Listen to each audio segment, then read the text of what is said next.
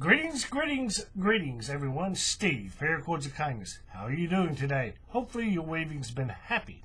Okay, what I have for you today is I'm going to show you how I set up and weave a modified bone leaves. Okay. Now, for anybody who's ever done the original bone leaves, I'll show you what it looks like so you'll understand the modifications that I have made. Here's a practice run. If we look, we can see this cord that's going up under there, running the length of the bracelet, is the same color, in fact, and also the same cord as these pieces going across. That's goldenrod in this case, and burgundy, right? Well, I have modified it in such a way as to have that piece going up under there a different color than the pieces that are going across at the angles, right? And here's some that I've made. What we're going to do today is this one right here. Midnight blue, the piece going across the multicolored cord is blue steel, and up under there is graphite. You can see how it's two different colors, right? Okay. Some other ones I've done. Black and lightning with a glow in the dark. There's this smoke gray, anthracite, neon green, lava flow and black. Excuse me. Galaxy blue, burgundy, and gold. But this one right here is probably the best one to show you because it's very visible. You can see it. But the piece going over the top, that dark gray, that's anthracite. And you can see that the piece running up underneath it, the length, is a different color. Obviously, it's a different cord. That's neon green. That's one of the modifications I've made. Okay, this one can be stitched. It's a very subtle stitch. If you choose the right colors, it can look good. If you can look close on here, you might be able to see this. Let me get this light up here. If you look right here down this edge, you can see a piece of acid purple running right next to that neon green. Can't quite see it on this side because of the lighting, but it's there. Let's see. You can probably see it on this one also. It's a black lightning is the color, multicolored cord. Now, a piece of white is actually glow in the dark. And if you look right there on the edge, yeah, you can see it on that one. There's a piece of Colonial Blue, 95 Colonial Blue running up under there, okay? The one I'm doing today, I'm not going to stitch, but I'll explain to you how to do it. It's not that hard.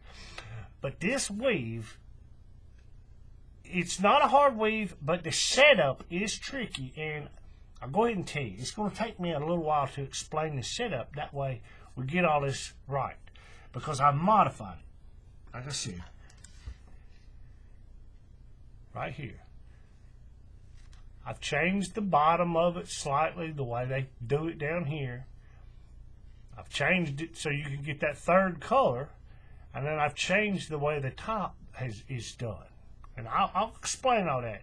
But it's all in the way you set it up, not so much in the way you weave it. There's a slight modification in the way it's woven. But if you want to see how I set this up and weave it, stick around because we'll get right to it, folks.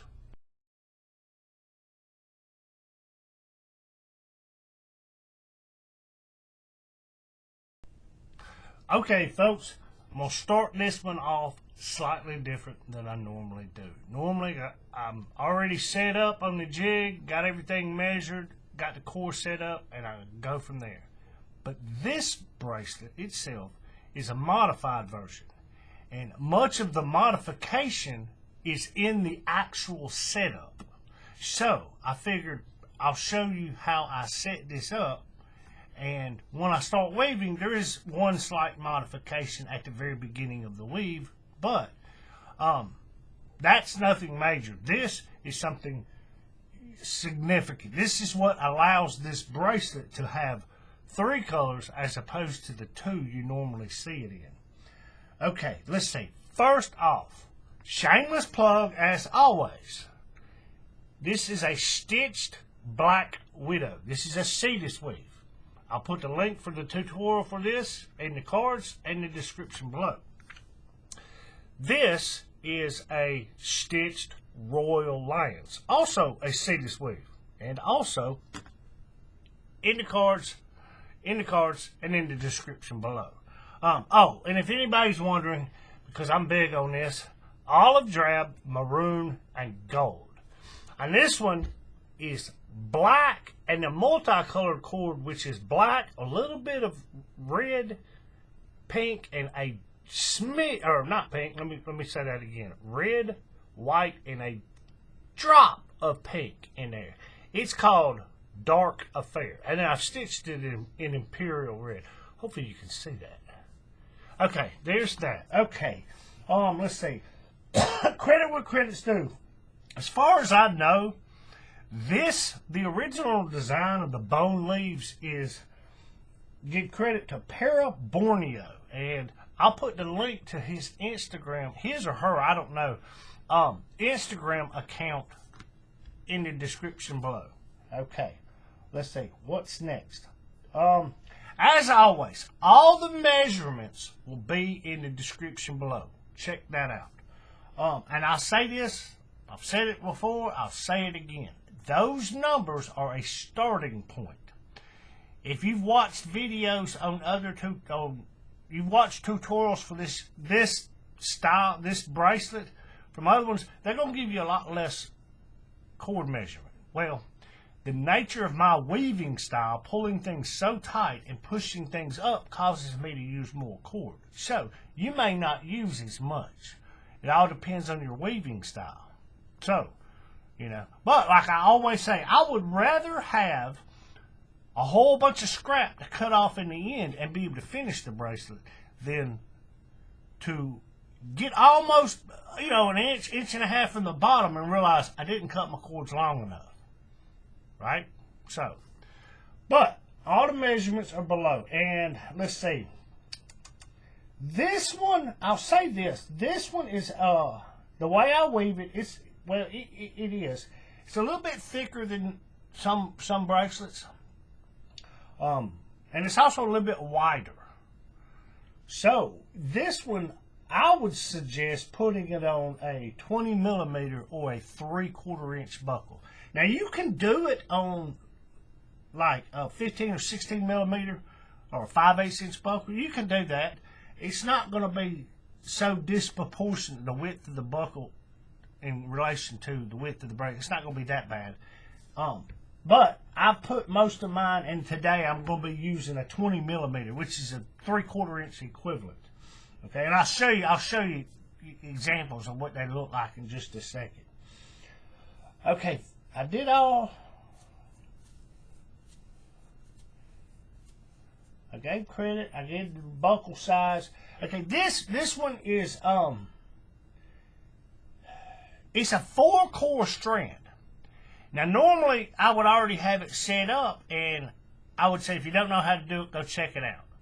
Well, I'm gonna show you kind of quickly here, because the actual core setup is not different than I normally do. The only difference is these extra cords get added into it.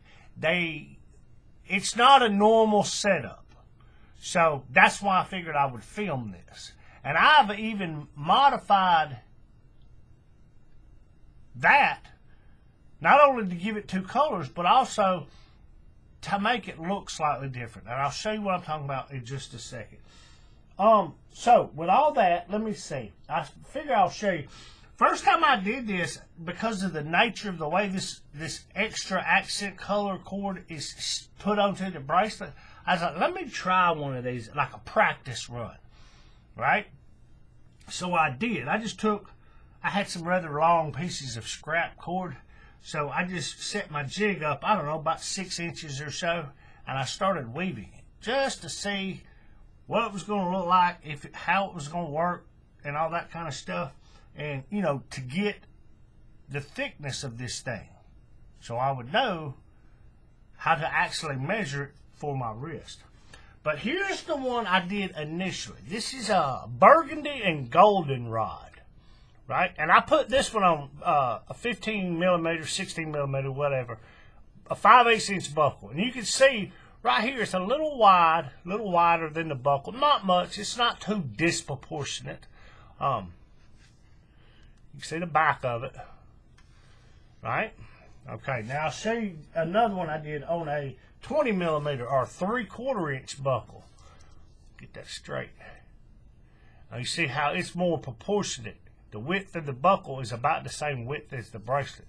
I try to keep my weaves like that.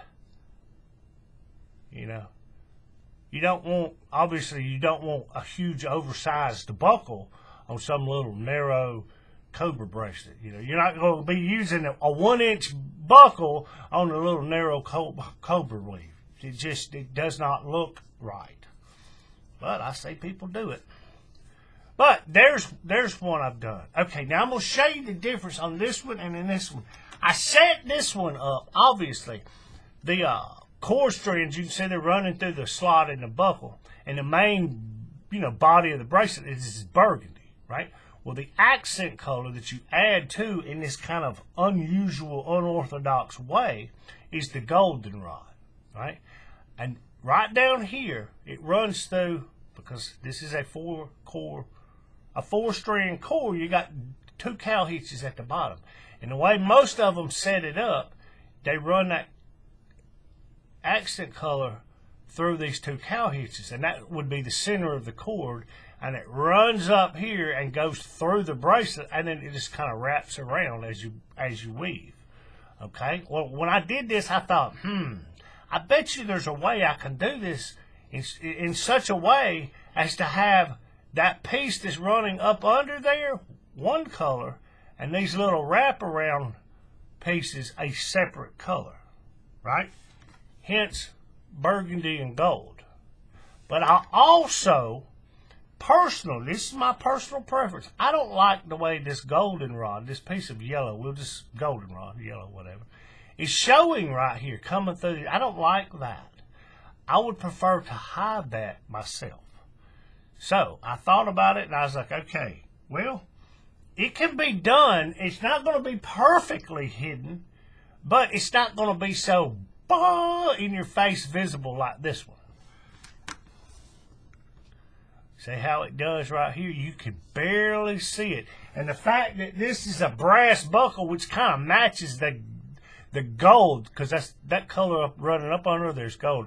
But if you look right there, you can see that gold just above that buckle, right? Now, if you do it just right, you tweak it just right, you can get it to where you can't actually see it.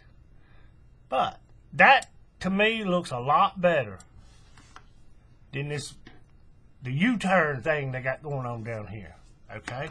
And the way this goes through the top of the buckle, the 2 pieces, because like I said, it's you center it up right here, and you run it up, and it goes through this top cow hitch. The way I set my 4-core strand up, it goes through that cow hitch. And personally, I don't like these 2 pieces being visible either. So, I did it slightly different. And that is something I'll show you. I've done that. I've done this little technique on a few of the bracelets before. You may have seen me do this. But if not, I'll show you in order to hide those. Because, like I say, these 2, the pieces that are running up under there all the way down, that's going to be separate than this piece, this goldenrod piece going around the edge. You see what I'm saying? Like on this one, where that gold goes up, it kind of, you don't see it going through that cow hitch, right? Now, if we do it just right, we can hide it. We can hide it totally where you don't see it. But it just depends on the nature of the weave. It might be slightly visible. Like this one right here, that piece of white right there. You can kind of see it, which I should have did that slightly different to hide it better, but, mistakes were made. Like I say, come with me on this journey, good, bad, ugly, and hopefully everybody can learn from my mistakes, and that's one of them I made right there. But, okay, now with all that said, I'm going to show you how to set this up. The way I set this up in order to get it to be 3 colors. Okay, now, with that said, I'm gonna throw this one out there. I know I've been talking for a minute, but that's me. That's my channel. I try to teach, but also give you something to think about that you may not have, you may have thought about, you may not have thought about, but you never heard anybody talk about it or put it into words and then explain it. Hopefully, this will make sense. And let me preface what I'm about to say is with this. Nowhere in this do I mention anybody's name. And I don't have anybody specific in mind. But if you fall into this category, I'm not putting you down. Just stop and think about it for a moment. Okay? Because this might be somebody go, oh, well, he's talking about my work. No, I'm not talking about your work. I'm just talking about people's work in general. Because I have done this and I have learned that it doesn't, to me, it doesn't look good. Okay? Here we go. Let's see.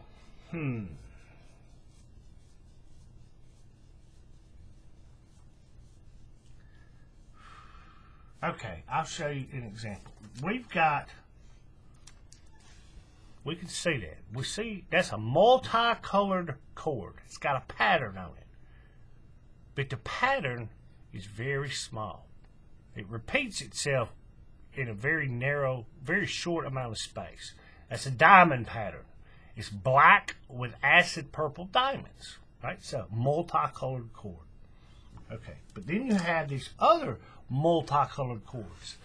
This one, for example, that we're going to use today, which I don't often use, but I'm going to explain why.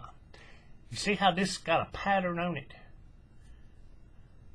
And the pattern from, like, just for example, where that piece of black right there is, to where the pattern begins to repeat itself, it's about 3/4 of an inch in between there, right? Okay, now here, like I say, it's my personal preference, and I don't mean to offend anybody. I have nobody specifically in mind, but I will see people make, let's say, for example, a trilobite bracelet out of this type cord. And to me, it does not look good. Why? Because the craftsmanship, the pattern of the weave of the bracelet itself gets lost in the pattern that's on the cord. It ends up looking like a jumbled, chaotic mess. But that's my opinion. And your eye doesn't see the pattern very well on the cord, but it also doesn't see the pattern of the weave of the bracelet. The two just kind of mix together, and it just looks. What it's doing is that pattern on the cord is hiding the craftsmanship of your work, the weave. Makes sense? So I often don't use these, except when. Now listen to this carefully. Hopefully I can put this into words so it'll make sense. Except when the bracelet itself has a section where there's a longer continuous run of visible cord. Make sense? Like, for example, I'll show you. Like right here on the side where this galaxy blue, you only see this much. Like a centimeter of the cord itself. But this piece of burgundy, because it comes up, over, it goes back through, you see more of a continuous length of the cord in one. Does that make sense? So on bracelets like this, where you see a whole section of the cord, I will tend to use the multicolored pattern. Why? Because it doesn't get lost. It doesn't confuse the eye and the weave get lost. Okay? Example.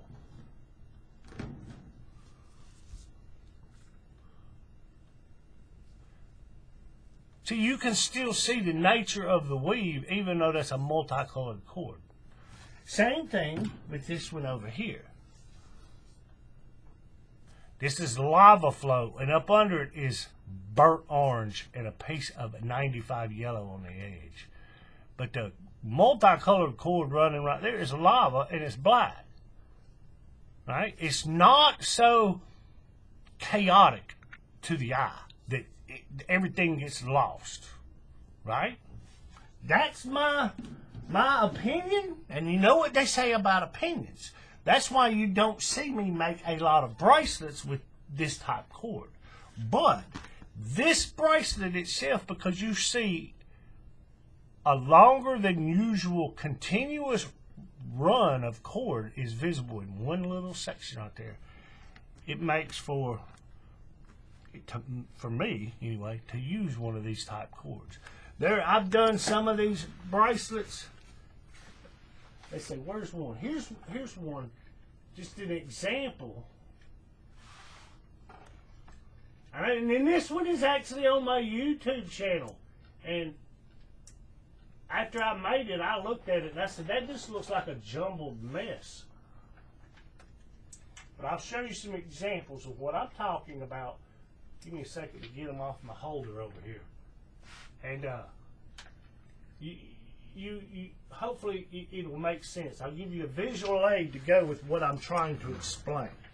Okay, here's a basic one. I forget what this weave is off the top of my head. I think this is a modified Victoria, not modified. It's a seedless weave, I know. But if you look, I may have mentioned this before, it's kind of hard to see, but if you look, there we go. You see how it's a red cord, but it's got all these like black dots on it. And the black dots just kind of look random. There is a pattern to it. But because of the pattern on the cord, it almost causes the pattern of the weave to get lost, right? This is one example, not an extreme example. I'm going to show you an extreme example right here. Like I said, I've got this one on my YouTube channel. And I thought this would look good, but when I did it, no. It doesn't. I don't think it looks very good, just because of the multicolored cords. This one right here. If you look, this one right here it's called, what is it called? Blue blend. It's just a mixture of a bunch of blue colors, and then this is a solid blue, right? Well, over here on this side, it's the same thing. It's just red.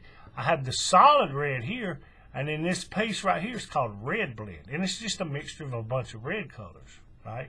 Now, when I did the stitching, and this adds to the jumbledness that confuses your eye, the stitching on this side is red blend in microcord, which is a multicolored microcord.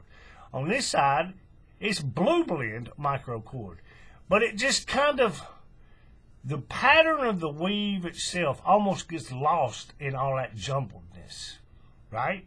Okay, now, look at the same weave. It's pretty much the same weave. The stitching's been done slightly different, but not very much. You're not going to notice the difference unless I tell you, I don't think.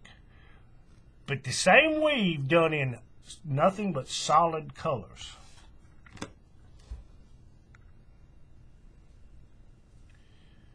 Now, whether or not you like the color combination or not, it's simply more pleasing to the eye because it's not such a jumbled, chaotic mess. But like I say, that's my opinion. Does that make sense? That's my color theory, my philosophy on these multicolored cords. You know? I personally don't like making bracelets with them, except using these in very rare locations where you have one longer than normal, continuous visible section of the cord, right? And I even know people, and it can, some weaves, just the nature of the way they are, like this one, maybe I can explain it. If you look, you see how you've got this blue. See how it kind of wraps, and then it looks like it comes back across. Like if you look at it like this, you can see how that blue is. Some people would actually prefer that every one of those, the same spots you see on it right here, the same part of the pattern, colored pattern you see here, should be the same pattern you see here, and the same pattern you see here. Well, some weaves, when you weave with that multicolored cord, it actually does that. But most of them don't. So you're going to have, it's going to have that quote-unquote jumbled, chaotic look no matter what. But with all that said, I know I've been talking a while, but I was explaining this to a friend of mine the other day, and he was like, okay, I understand what you're saying. I see what you're saying. He was like, yeah, he said, that does look more pleasing to the eye in solid colors than this jumbled, chaotic looking mess you got going on over here. I'm like, yeah, exactly. And I've learned, like I said, good, bad, ugly, come with me on this journey and learn from my mistakes. And I just don't like this, or, you know, doing a weave out of one of these multicolored camouflage type cords. You know, it's different when you've got one like this, where the pattern repeats itself in a very short space. You can put that on certain bracelets, but one of these like this, where the pattern repeats itself in a large amount of space, it can cause some confusion to the eye, and it's not aesthetically pleasing. But like I say, that's my opinion. Okay, now with all that said, let's get all this out of the way, and I'm going to show you how I set this up. Because like I said, the majority of the modification that I'm going to do is in the setup. So, and I set up my full core strand. If you watch the other videos for the way they set those up, this Bone Leaves weave, I set my full core strand up differently. Right? Like I say, there's a link to a playlist in the description below. Core strand setup playlist. You can go there, 2-strand, 6-strand, 4-strand. I think I may have one on there for an 8-strand, independent. You know, just whatever. You can see that or whatever. So, because I'm gonna go through this kind of quickly, but I'm gonna slow down when it gets to the part where we're gonna do the modification. Okay? So here we go. So midnight blue, our main body of our bracelet. Even it up. So we're going to find the halfway point. Now I'll say this also. For those who know or whatever from me, the way I do this to set up my bracelet, I'll just give you this piece of information. I'll have this, I've already got this jig measured out. A 1/4 inch shy of what I want it to actually be. Like I've said before, wrist measurement plus the add to equals your jig measurement, right? But I've got this jig set up a 1/4 inch shorter than what I want it to actually be in the end. Why? Because I'll get everything set up on here and I'll pull it tight. Then I will crank down the piece that slides, the carrots. I'll crank it down and it'll tighten everything up. And it'll have those core strands like piano strings. Bing, bing, bing. It'll tighten them all up. Makes sense? That's the way I do this. Okay. So I'm going to set all this up and I'm going to cut the camera and I'm going to tighten it up. And when I come back, I'll show you how to actually, the mechanics of the weave and how to tighten it up. Okay? I know, I've been talking for a while. But all you do, full core strand set up the way I normally do it. Find your halfway point and go down through the top of the buckle, through the top buckle, down through the top. And then take your 2 strands and go through that loop and pull the excess through. Basically what you've done is you've just hitched or cow hitched a lark's head to that buckle. Right? And when I do this, I always make sure that my strands are even. Right? We'll make sure they're even. Even though we started with them even, we're going to make sure, you know, the whole measure twice, cut once principle. Even enough. But I'm going to straighten them up even more. Hold them like that, and then run your finger back down it. That's the way I do it. When you get right here, you can see this one's tight and this one's loose. What I'll do is I'll reach up and I'll grab that hitch, pull it out, and then tighten it back. Okay. Run it out to the end once again. Make sure we're even. More even. Okay, now, we're going to take those 2 strands. Remember, respectively, keep the right strand on the right side and the left strand on the left side. Go to the bottom hitch and go down through the slot. Okay? Now, I'll separate the two. Right, left on the left, right on the right, and grab them two strands from underneath and just pull them. Right? And taking the right cord, I'm going to get it out of the way and put it over on the right side. Now take the left cord, find the end of it, and you're going to come up on the very outside edge of this buckle. You're going to come up through this slot. Now where this cord, all this cord is, it's a big old huge loop is what you got. You're going to take this end of this cord and go up under that loop, or through this loop, and just pull it. Making sure you don't have a twist in it, because it tends to want to twist right there. Right? But don't tighten this up. Don't pull anything tight yet. Get it on here loose fitting. Very loosey-goosey fitting. Okay, now, we're going to take the other one. Or we're going to take the end again, and we're going to do this side. What we're going to do on this one is we're going to go through the slot from the top. Like this.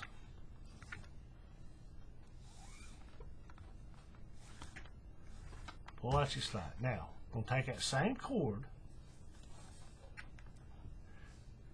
and that cord strand that you just ran up, you're going to go over the top of it.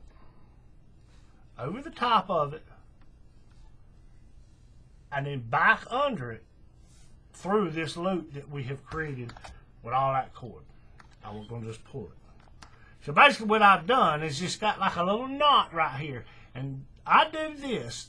I'll say this. Some people say, why don't you do the double cow hitch at top? I'm going to tell you. I don't like that double cow hitch because you have that funny little loop. And when I go to tighten up my thing and pull it real tight, the thing wants to slip. With this little knot right here, it tightens itself up and it will not slip. And it allows me to have extremely tight core strands when I begin to weave. That's why I do it this way. Okay? Now, what I just did, we're going to do on the other side.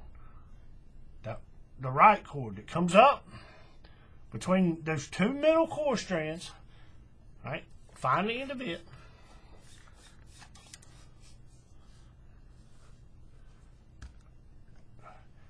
And we're going to come, I know it's kind of hard to see in the lighting and all that, but you're going to come from this side of the buckle, from underneath, and go up through that slot.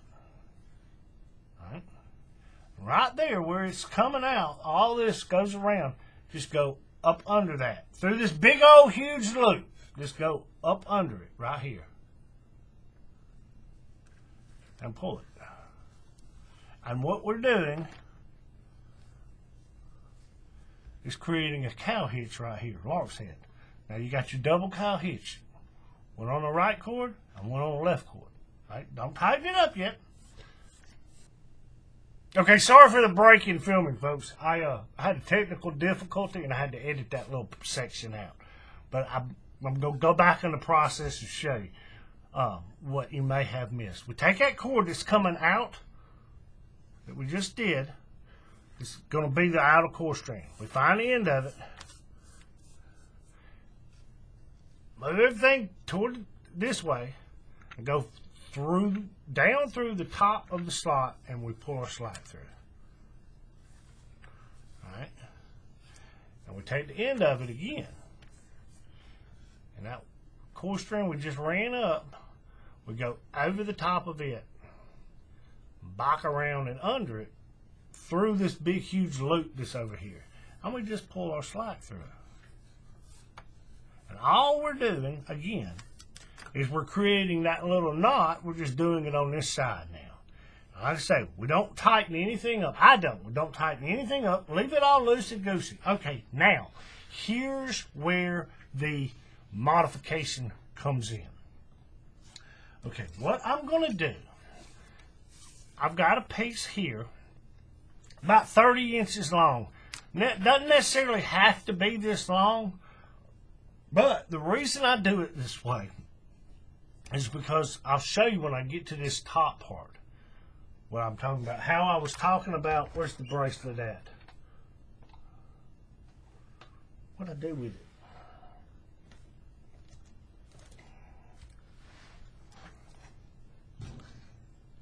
how you can see these two pieces of yellow that come. Like I said, it's centered here. We start, and they both run up either side, and it goes down through the bracelet, right? Okay. Because of the way I'm doing this, and the way I'm going to do it in the very end to fix this problem, that's why I've got this piece as long as it is. Now, what we're doing is, this is going to be the piece that's laying there, and the blue steel over here, that's what this color is called, this multicolored blue steel, that's going to be the piece that's wrapping across the top. Okay? So what I'm going to do, I'm going to try to zoom in so you can see what I'm about to do and you don't get confused. Now, let me get my light over here. Okay. We see how, right here, you've got your two cow hitches. What I'm going to do is, instead of the way they did it in the other one, was running up under this cow hitch, and then they're just doing a U-turn and going up through the other one, right? I'm going to do it slightly different. Take that out. Okay. These the two hitch pieces, right?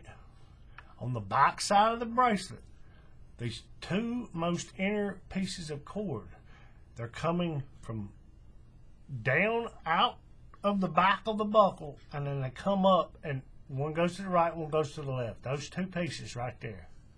That's it. Take everything else and grab a hold of it, and then keep those other two in your hand, and you create this loop, this little hole right here. That's where we're going to feed that gray piece through. Okay. Now we find a halfway point.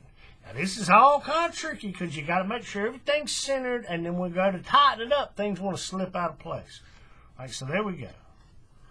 We got it through there. Now what I'm going to do is I'm going to take this right side, and I'm going to bring it up to here are our four main core strands. I'm going to take this right side, and I'm going to bring it up through the middle of these two outer right core strands. And I'm going to do the left the same way. The left side of that gray cord is going to go through the middle of these two left outer core strands. Up through there like that. Right? Okay, now what I'm going to do is I'm going to take this gray cord, both ends of this. Now try to keep, left on left, right on right, right? Okay, now I'm going to come up here and this cow hitch that's right here in the center, where we started our core strand, we're going to take that hitch and we're going to loosen it up just a little bit. And what I'm going to do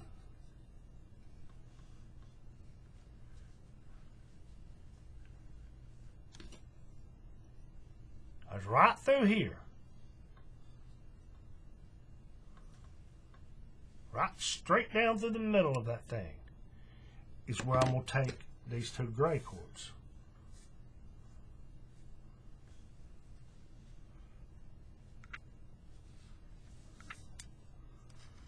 Like I say, they're going to want to sit, when you go to tighten all this up, they're going to try to sit one on top of the other one.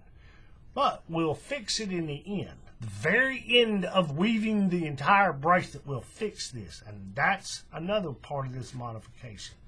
But this right here, these two gray strands, are going to become that piece of gold that's running up under there. Right? And I did it down here at the bottom the way I did it, so you don't see that U right there.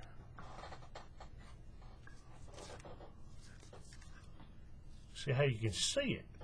Here you don't see it as much, and that's what I'm going for down here. It's going to be, instead of having the U-turn on the front of the bracelet, I'm trying to get it on the back side of the bracelet so you don't see that little section right there. Right? Okay, that's why I did that. Now, back to up here. We've got this in here. Okay, now, the way we're going to do this, let me make sure I'm going to do this right, because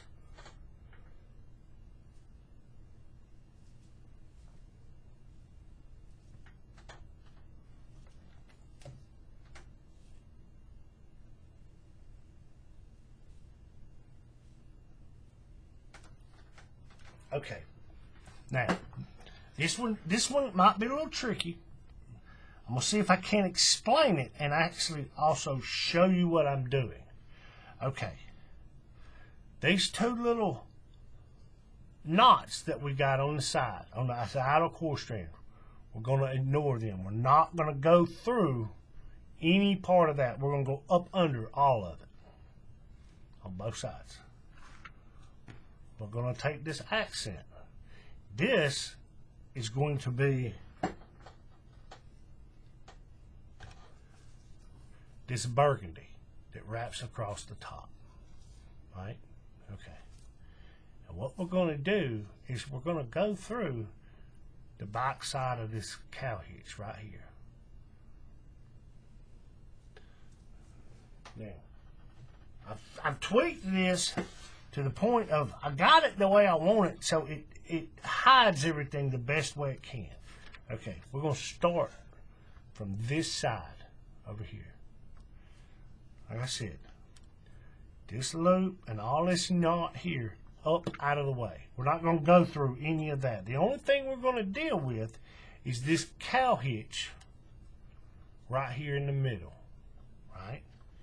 Now, the way I'm going to do this, I'm going to take these two gray strands and get them down out of the way.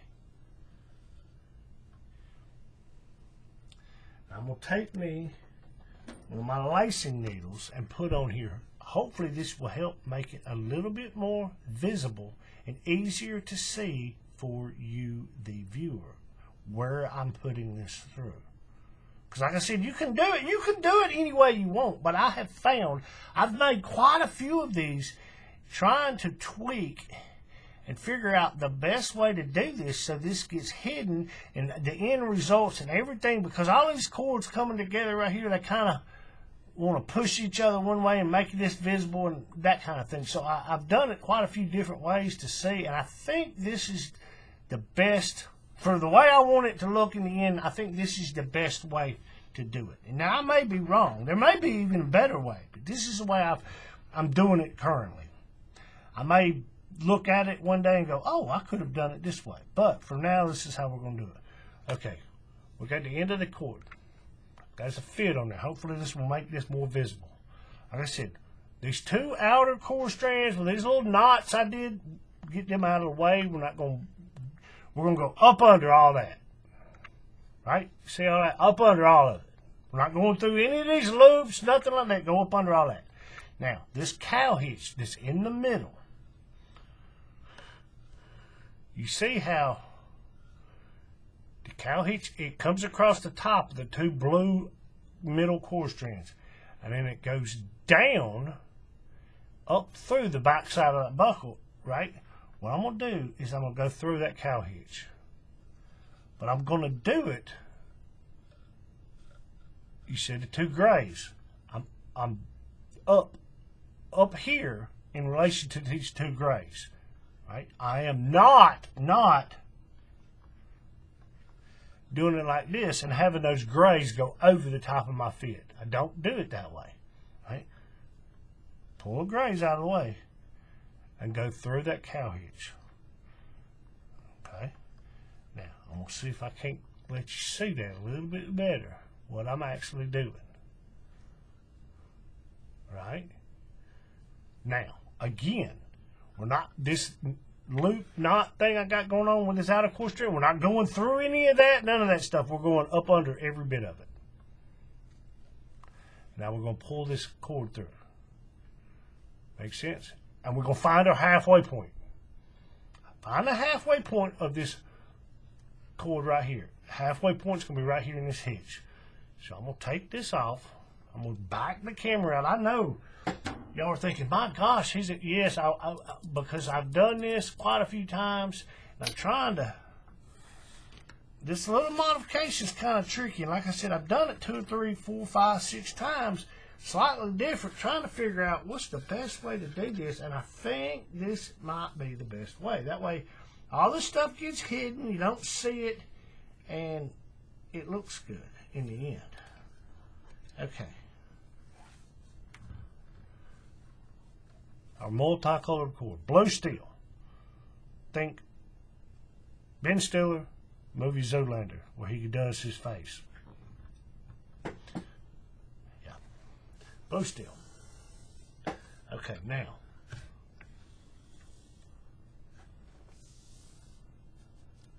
Go ahead and tell you, it doesn't have to be perfectly centered right now. But once we get everything tight, that's when we're going to make sure, before we start weaving, everything's centered. Okay, now I've got everything there. Now this one right here, I'm going to just get it out of my way. It goes. I'm going to get it up out of here, out of my way. Now, I'm going to tighten all this up. Like I said, in the beginning of all this setup, I've got my jig. It should be. I've got it measured 1/4 inch shy of what I want it to actually be. Right? So now we tighten all this up. Hand tight. Then we come back and we move the carriage and we crank down the tension and it tightens everything up real tight and we get bing, bing, bing. We get piano strings. Then we begin our weave. Make sense? Now, I'll go ahead and show you the way I tighten all this up. Now, like I said, because we got all this stuff going on up here and this little bit of extra going on down here, it's a little bit different. That's why I'm going to show you. You know, you can go back and watch the 4-strand core set up the way I do it, and it's the same principle, but we got extra stuff. So, what I'm going to do is I'm going to reach up here, these 2 middle blue core strands of the main body of the bracelet. We're going to take them and we're going to pull them and we're going to tighten up that cow hitch right there best we can. Now, like I said, these 2 gray pieces, they're going to want to sit one on top of each other. They're not going to want to sit side by side like we want them. They're going to want to be one on top of the other, not side by side like we want them. Don't worry about it. Don't worry about it. We'll fix it later. We're just trying to get this cow hitch tight. So we're going to pull those 2 middle strands. We're going to pull them, kind of tighten up that cow hitch best we can, because we got a lot going through there, and it's not going to tighten up very well. We just tighten it up, keep a little tension on it with your fingers right there. Tension pulling this way tightens this. Okay, now we're going to go down here to the bottom, and these 2 cow hitches right here. Back when we ran this piece of gray through and I showed you, grab those 2 pieces back there by themselves. That's the 2 we're going to grab again. And we're going to pull. And what it's going to do, it's going to pull those 2 core strands tight. Right? Now, we got these 2 core strands tight. Get you, on my jig, mine tends to want to, that buckle will tend to, you know, get wonky sideways like. Make sure it's straight. I always do this. Make sure everything's straight. Straight. Buckles are straight. Them core strings are straight. Right there is straight. And I'm going to come back. I'm going to measure from connection point to connection point again to make sure that I have that 1/4 inch less than what I actually want it to be. Because I've got some tension on it now. I'm going to make sure. Yes, that should work. Okay, now, we're going to come up here where I've got these 2 core strands. Back here on the back, I'm going to grab the top of these hitches, which is where they come through. I just kind of keep a little bit of tension. You don't have to, it doesn't have to be a lot of tension, just keep tension. And I hold it. I'm going to take my finger back here where they're coming through that buckle, and I'm going to hold it right there. And that's going to keep a little bit of tension on these core strings. So I'm kind of holding it in place with my thumb and my finger right there.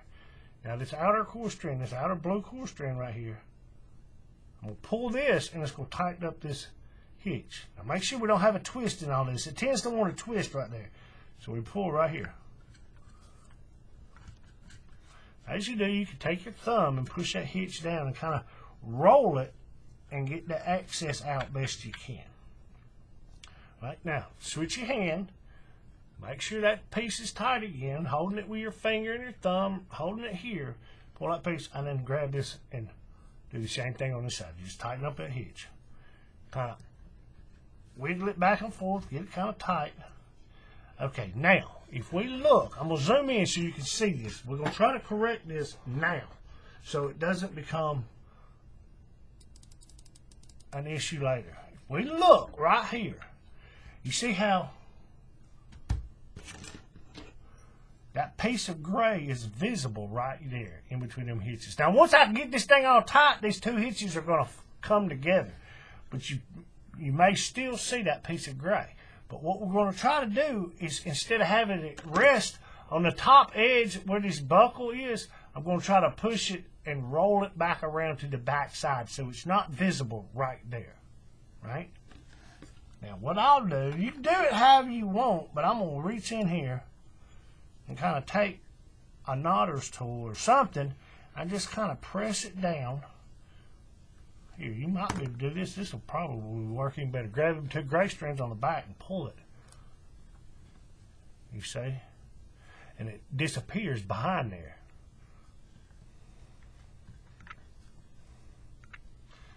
And again, I'm just tightening up them cow hitches.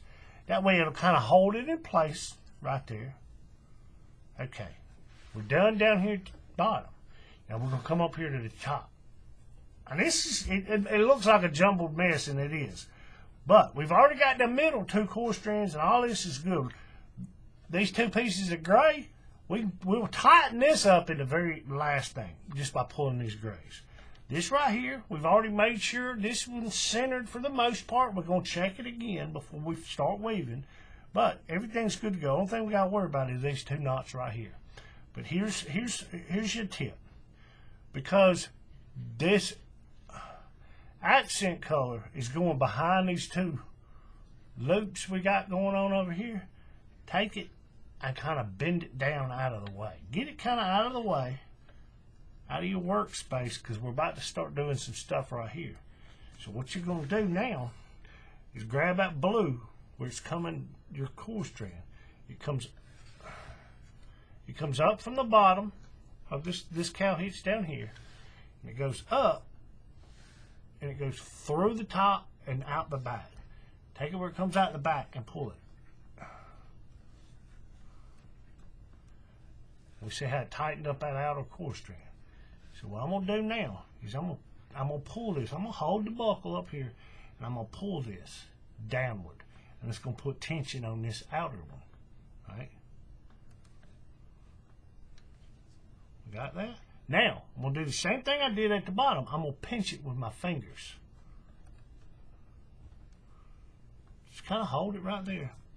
And then take, where we've done this little loop, just kind of take that loop, using your thumb to push it up to the top and get out the majority of the slack right there. You can use your thumb to roll that slack around or whatever.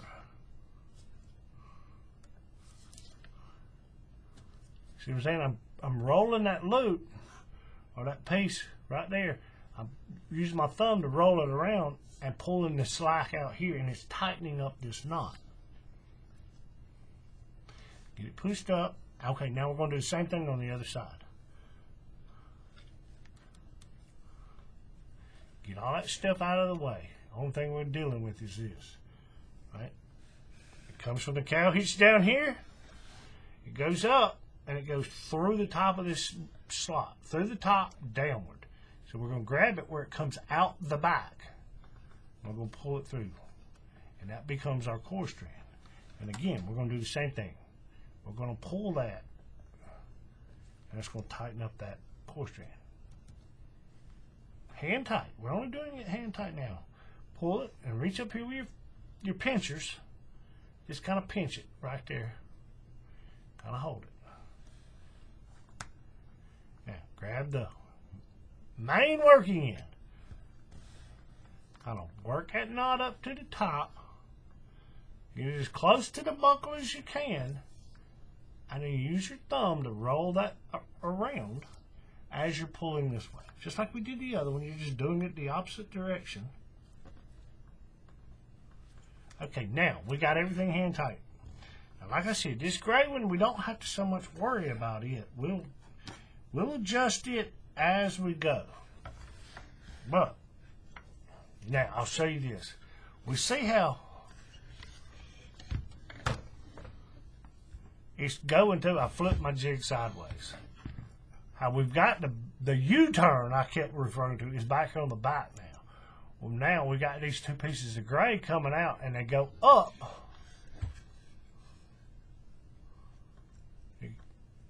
And they come between these two cord strands here, and this one comes between these two. Well, we're going to have to get up under here in between these gray strands and these blue ones to do this weave. So we're going to pull this up like this. Just, just give it a little snug, nothing crazy. Does that make sense? Oh, let me do that again. Does that make sense how I got that? Now, the nature of the way that's put together, I would highly suggest that you have fids when you get down here to the end. This weave is so much easier if you have these multiple ones. Not put one on one cord, put one on the other, take it off, put one on, no. Have it on every one of your cords, right? But now we got all this set up. I'll show you this. I'm going to back this thing out all the way as far as I can. I'm going to show you how I do this. This is something that I've showed people. Take these two grays, just kind of pull them hand tight. They don't have to be extremely tight at this stage. Okay? Now the way I tighten my jig up, now I've got everything set. We're going to measure twice, cut once. We're going to make sure that this one is centered again before I tighten it up. Right? Just take it. Run your fingers out to the end.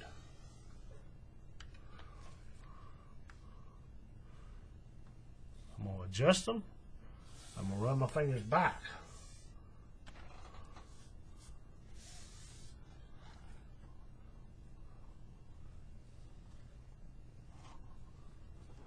I'll adjust it slightly. I'm going to pull it through on this side just a little bit. Okay. It's going to be good enough. Alright, now we got that good. Everything's good to go. I'm going to measure. Now that I've got everything set, I'm going to straighten up my buckle. Get it in line. We don't want it up here all funky sideways. We want it in line. And then we want the bottom. We see how it's bent the other way. We want it straight. Now I'm going to measure it one more time. And let's see what I got it at.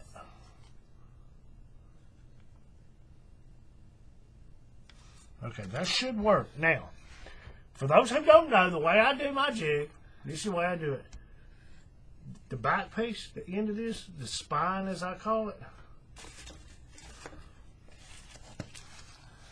I got a piece of pipe insulation, a piece of cushion I put on here.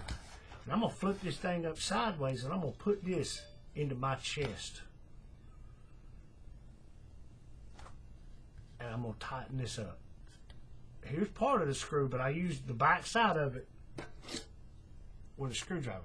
So I'm going to flip it sideways, put it into my chest, and I'm going to tighten it up. Right? You ain't going to see me put it up against my chest because that's off camera, but that's how I do this. That's how I get this thing really tight. So I'm going to flip it up sideways. I'm going to turn it like this, and that piece down here is going into my chest. And the screw is right here.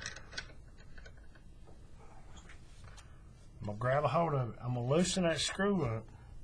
And I'm going to pull this thing toward me. You probably hear it creak. And then I'm going to tighten it up to hold it in place.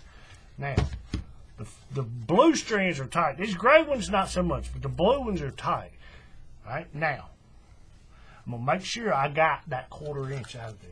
And when I moved it, it moves more than a 1/4 inch because this thing gives a little bit. But I'm going to make sure I got the 1/4 inch in the measurement.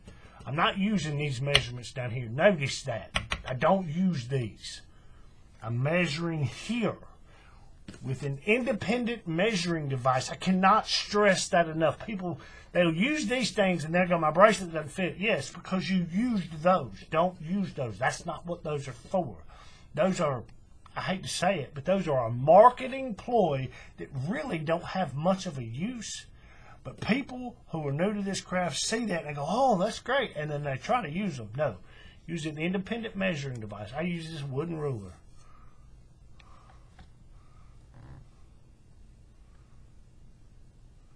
That would work. I want just a little bit more out of it. So what I'm going to do is just kind of loosen this up right here. That little knot, just loosen that up. I'm going to grab that outer blue strand and pull some slack. I'm going to do the same thing on this side. Right? That loosens that up. And I'm going to follow it down to this cow hitch. I'm going to grab that inner core strand. That blue one. Because this outer one, it goes through this cow hitch and then it comes back up. And I'm going to just kind of take it and I'm going to tug it. I'm just going to pull some of that slack out of this one and get it into that middle one. Same thing on the other side.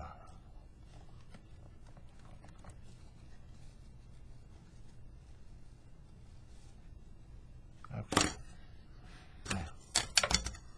Now I got a little bit of slack in there. I'm gonna do this tightening maneuver again to get just a little bit more room in it. I'm gonna flip it up, turn it sideways, and do this one more time. Loosening the carriage. Now that it's loose, I'm gonna pull it with this hand toward me. And if you look right there, you can see it. You see the carriage move. See what I'm saying? You don't see that black line now. Watch. When I start pulling it, you'll see it. But I get just a little bit more room out of it. And I tighten it back down. Now I'm going to measure it one more time.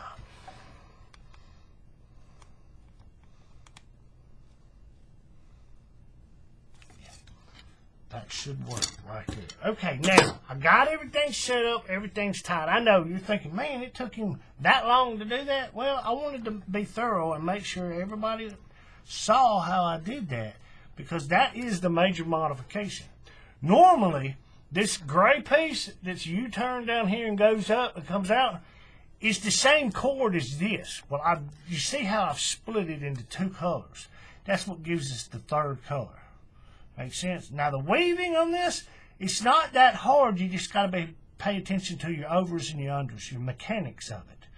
And then I'm going to show you that, but then I'm going to show you how to tighten it up. But when I start this up here, I'm going to do it slightly different. I'll show you what I'm talking about.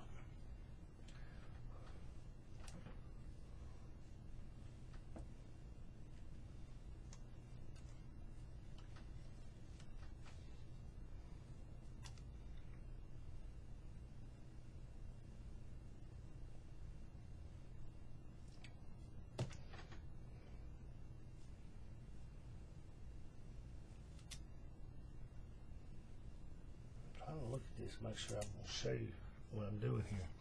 Okay, the way the other tutorials will show you this, they'll take this, in this case the blue's still the accent color, and they're going to wrap it around this outside edge on both sides. And you see how it's real wide compared to the next one you're doing. You see what I'm saying? The rest of them don't wrap around that edge. Well, that was kind of stuck out to me. And a buddy of mine, he said, you think you can fix it? I said, yeah, I think I can fix that. And that's what I'm going to do. I'm going to do it slightly different. So that accent cord is not wrapping around that outer edge. It makes it just a little bit more pleasing to the eye, right?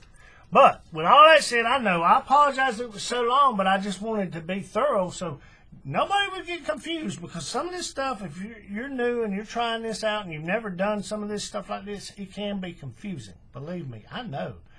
And to think, I've made a handful of these things, a whole bunch of these, and I've changed it slightly every time. And I try to remember what I did last time. Okay, don't do it that way. Do it this way and change it. That way I know I'm trying to get an end result, right? And you can't always tell until you get to the end what it's going to actually look like. But with all that said, I'm going to set my jig up. I'm going to get it set up on my jig easel, if you will. It's different camera angle and all that kind of stuff, so I can actually weave. But stick around, and I'm going to show you how to actually weave this modified bone leaves. Okay, folks, I'm set up. I got my jig measured out. I got it tight. All right. I apologize for this first part being so long, but I just wanted I wanted to be thorough and everybody to actually be able to do this, to follow along and be able to set this up the way I've done this. So, with that said, I'm going to try to make this part pretty short, because this one, the mechanics, just pay attention to mechanics. There's a lot of overs and unders, and you got to get them just right. But the tightening up of this one is not tricky at all. It's pretty straightforward. Okay, so we're gonna start off. Let's see. First off, these two gray pieces that are just hanging here, right? That are going to become. If you look, you can see on this one it's a white. It's actually glow in the dark is what it is. This one is glow in the dark. Okay. Like I said, I messed that up right there, but we're going to get it correct on this one. I'll show you how you don't see them so much up here. Like on this one, the gold piece, right? Okay, the way it's set up here, running through this hitch, that's temporary. Once we get finished weaving the bracelet, we're going to pull that out, and we're going to tuck it back in a different spot, and then back weave it into the back of the bracelet. Hence why I've left these long enough. Like I've said before, you always want to have enough that when you attach your fid, your lacing needle, stitching needle, whatever you want to call it, however long it is, you want to be able to fold it back over itself and then have a little bit of slack. That way, when you fold it over, you can get it to back weave. If that piece is real short, and that fid's only up here, you can't back weave it into anything because it makes it more difficult, right? Okay, that's why they're so long. So there's your tip in the future, whatever. Okay, now, since these aren't going to become part of the weave until the very end, let's just get these out of the way. I'm going to take them, and I always use, I mean, you can use whatever, but I use this little office paper clip type thing, and I just kind of put them in there, and I put them up here on the top.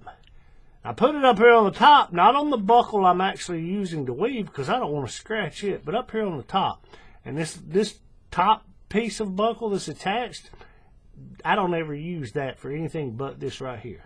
Right, so we get this up out of the way.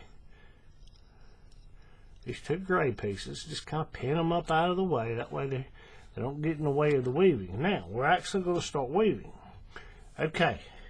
Now, the next thing I'll show you. The way these other tutorials have done this, you end up, in this case, it's the multicolored cord, the blue steel, which is this gold that wraps around. And it makes these little wrap-around humps on either side. The way they've done it is they've come and they've wrapped it completely around the outside of the bracelet.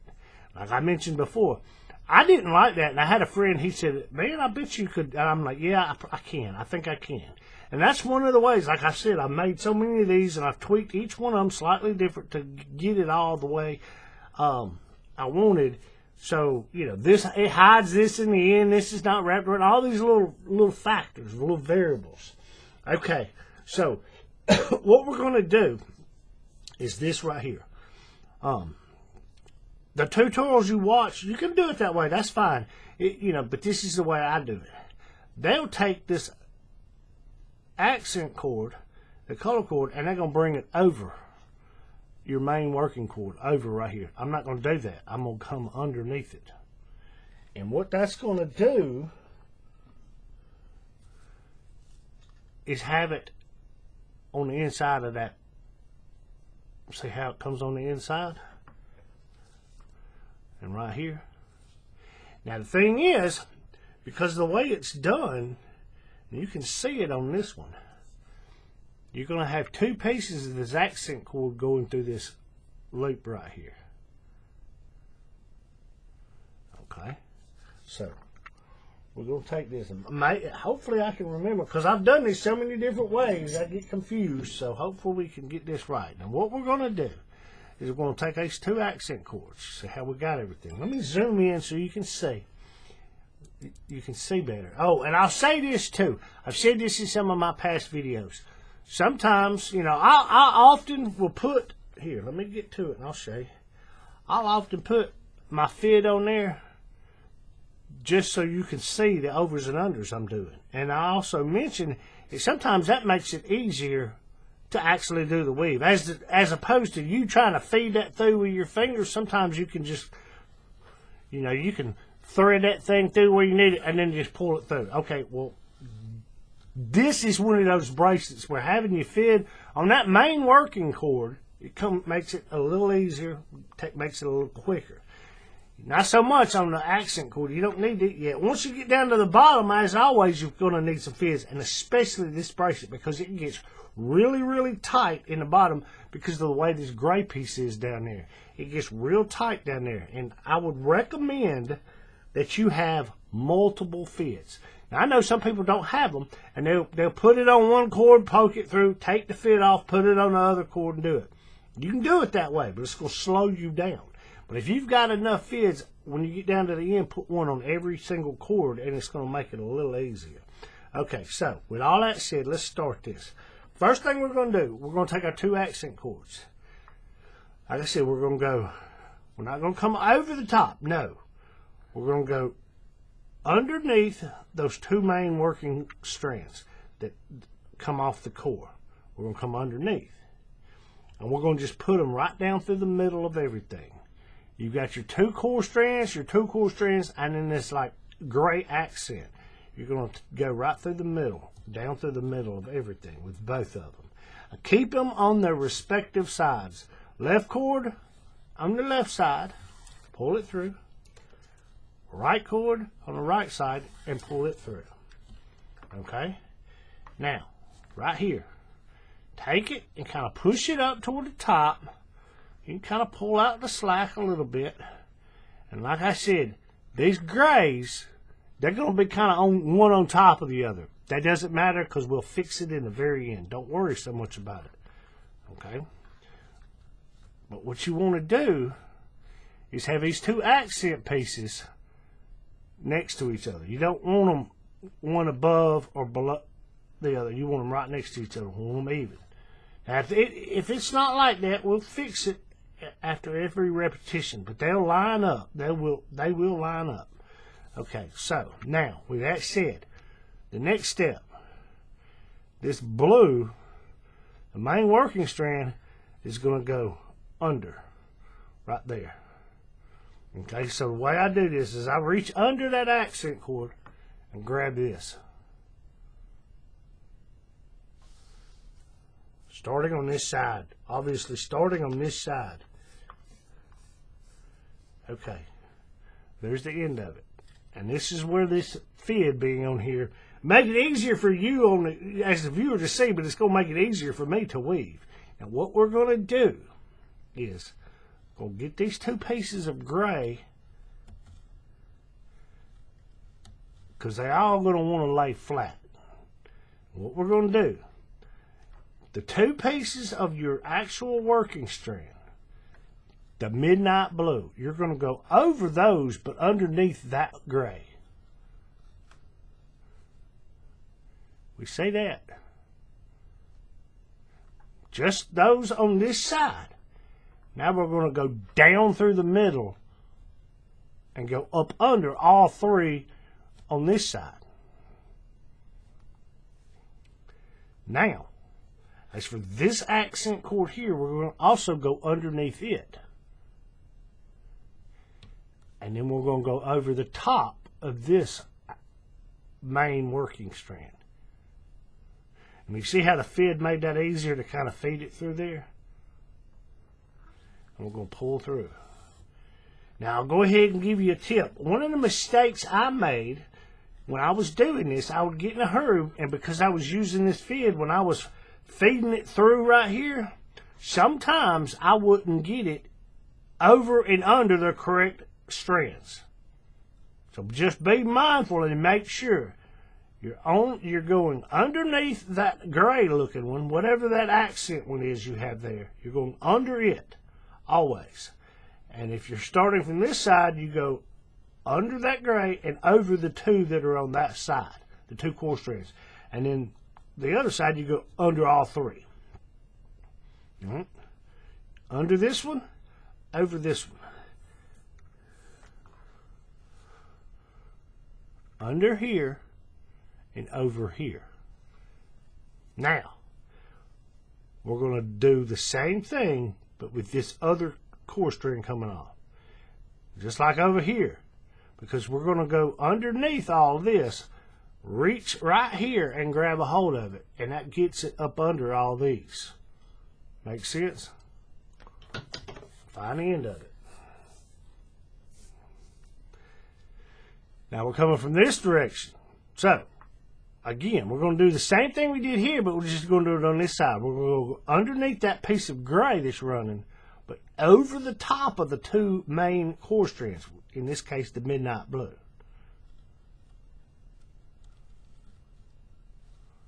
I'm going to spread this out. Ignore this over here. Ignore these over here. But we see, we're going over the blue one, under that gray one, and over that blue one. All right? Now, we'll take the tip of the fid, and we're going to go down through the middle. And that's going to put us under all these three on this side. And leave this loop over here that you did with that first one. Okay? So now what we're going to do is we're going to go down and under this one obviously, but then we're going to go through that loop right there. Under, and then over. And that's going to put us through this loop.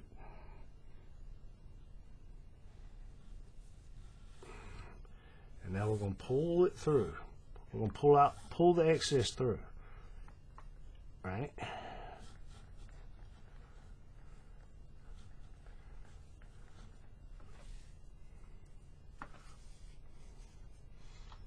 Okay, now, let's see, give me just a second. 1, 2, 3.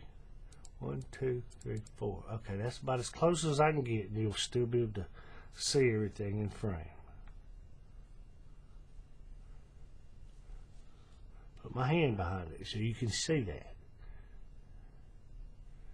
Okay, now what we're going to do, we're going to do the loose cinch, and we're going to push everything up, and then we're going to tighten it all down. Like I said, this one's not that hard to tighten up.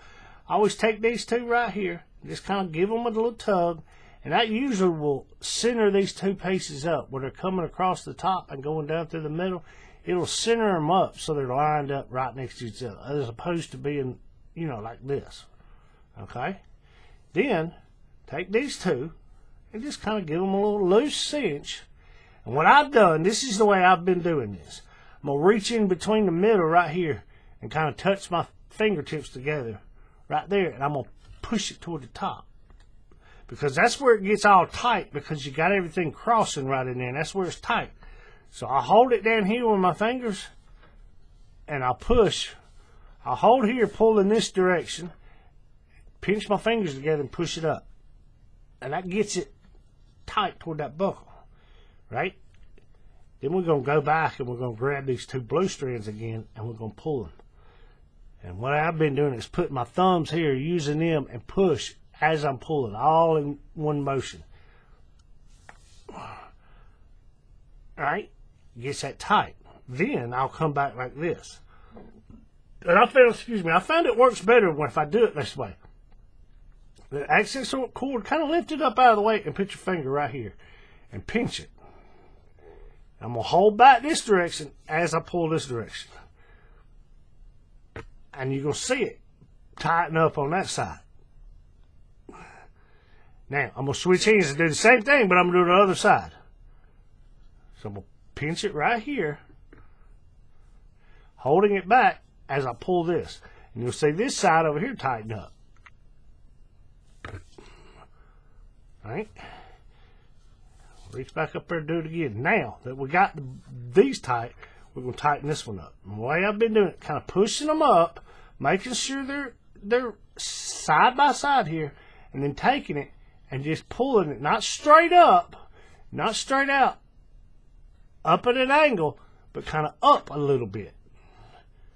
And you can use your thumb if you want to roll that piece, that excess piece, and get the slack down through there so you can pull it, holding back with this hand. You do the same thing on the other side. Same angle this way, but also upward. Right? And then I'll just give it a little snug. And then this right here, I've noticed doing this. I will take my knotter's tool, because there's a big gap in between. The nature of this weave causes a gap to be right here in the center of all your cord strands. Stick your knotter's tool in there, hold here, hold back, and take that knotter's tool and push up. And it's going to push that whole thing up a little bit. Right? And that prevents, there's little gaps here and there that'll close up some of those gaps. Now, again, that's it. That's the whole knot right there. Yeah, there's a lot of little steps and a lot of mechanics to it, but it's, once you get going and you see it, it will make sense. It will make sense. Now, I'll do this again. Take 2 accent cords. Come up over that blue. Over. I'm going to go down through the center with both of them. And keep the right one on the right side and the left one on the left side. We'll pull our slack through over. Like that. Now, we start on this side. We go underneath that accent and grab that blue, because we want the blue to go under that accent right there. Find the end of it. There's your fit. Now again, only the 3 strands that are on this side. We're going to go under the gray one, but over the 2 blue ones, and then down through the center. I'm going to separate this again so you can see it. Over this blue one, under the gray one, and over that blue one, and then down through the center. That way you're going up under all 3 of them on this side. Now this accent cord right here, we go underneath it and then over here. And the way I've been doing this to kind of speed it up, as I'm pulling this one through, I'm reaching under there with my other hand, under here, and grabbing this one. That way I've got it and I don't get them confused. You see how it's got a twist right there? I'm going to twist it and get that twist out. Now, we set this one off and I've got this one ready to go. See, it's going underneath both of those right there. Take the end of it. Only with the 3 on this side, because we're coming from this direction. We're going to go over the blue, under the gray, over the blue of the first 3.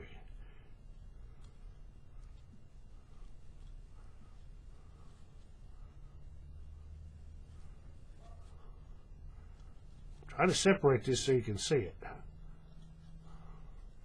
It's kind of hard to do because there's so many cords and I don't have that many fingers. Over the blue, under the gray, over the blue. Then we go down through the middle and underneath all 3 of these. And this loop, like I say, keep this loop out here just a little bit. Because once you start doing this, you can do it all in one motion. You're going to go underneath these two right here and go through this loop. So you're going over it here. Make sense? We'll pull our slack through.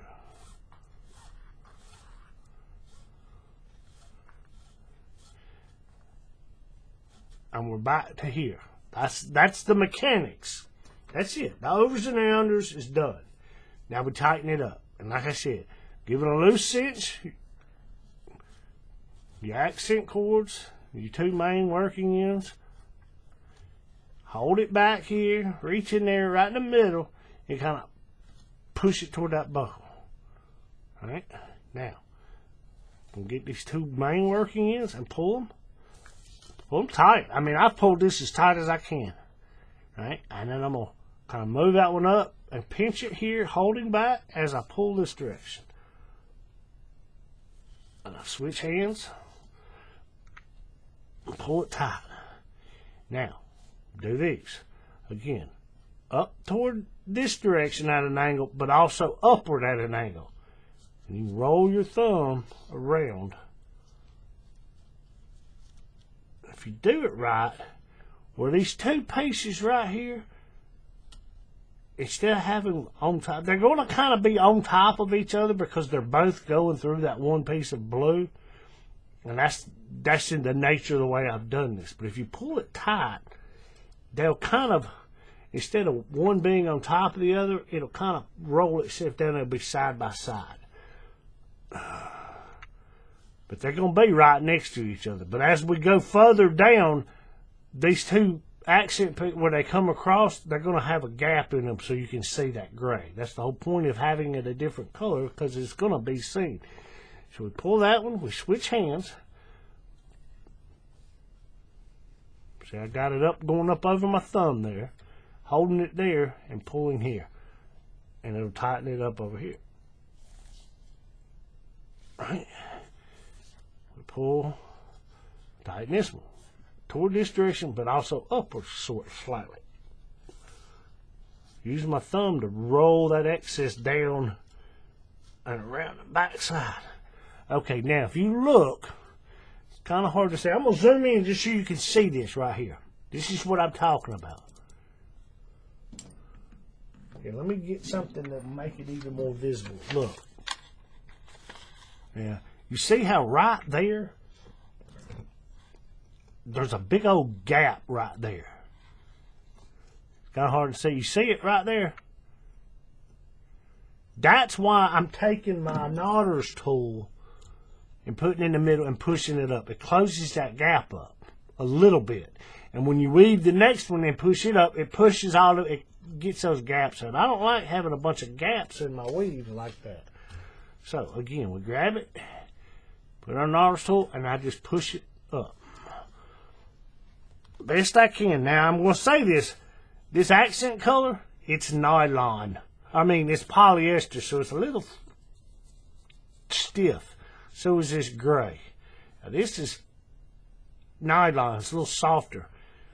So that gap, yeah, it might go away, it might not, but I'm going to try to get it out as best I can.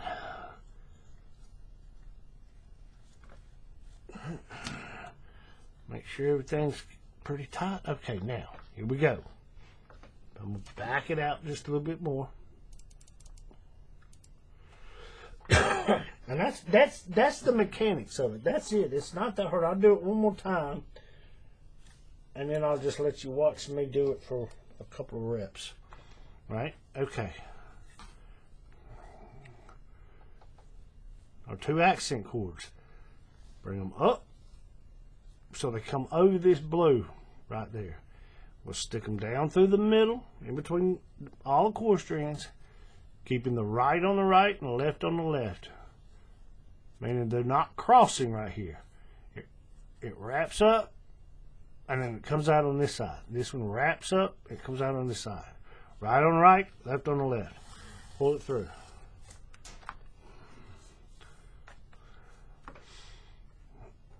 We want this to go under. This blue main cord goes under. Right? So, like I say, I'm going to reach under here. Reach under and grab the hold there. Pull it up. Find the end of it. back to this. These three on this side. We're going to go over the midnight blue, under the gray, and over the midnight blue. Down through the middle and go underneath all three on this side. Underneath the accent, in this case it's blue steel, underneath there, and over the top here. And like I said, when I go to pull this, my other hand is going to reach up under here and grab a hold of this one. That way, I've already in motion for the next step. Find the end of it. Over the blue, under the gray, over the blue. Down through the middle, under all three of these. Remember, this is a loop right here. So that's what putting that fid on there. So instead of you having to fumble and finger and all that, you can use that fid and point it right where you want it to go. And you can get all your overs and unders in one fell swoop, and then just grab the end of it and pull it through. Get the twist out. All right? And that's the knot. Now just kind of give it a loose cinch. Reach up there. Push it toward the top. I'm going to grab the two main working ends and pull them tight. Flipping that one up, grab a hold of it, tighten it even more. I can get more pressure on it like that. Switch hands and do it in the other side. And then tighten here, using your thumb to roll up that way, but also up this way. The same thing on this side. Now, again, does that first gap has closed up a little bit, but now we got the second one. Reach up there and push it up, grab a knotter's tool or whatever.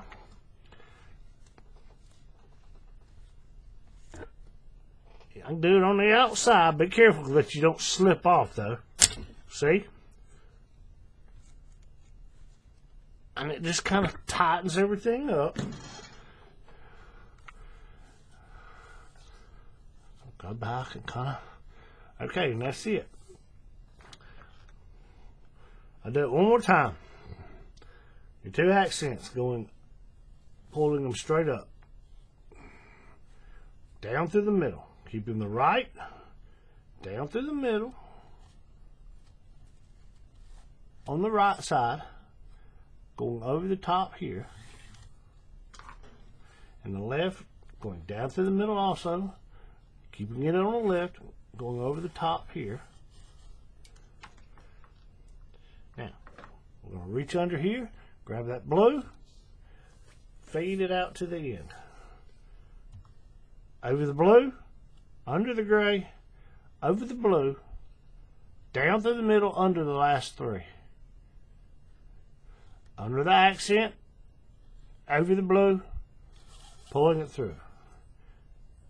As I'm pulling it through, I'm reaching under and grabbing that next one. See, I got a twist right there. Twist and get it out. Preparing for the next step. Again. Over the blue, under the gray, over the blue, down through the middle. So we go underneath these three and feeding that thing up and coming through this loop.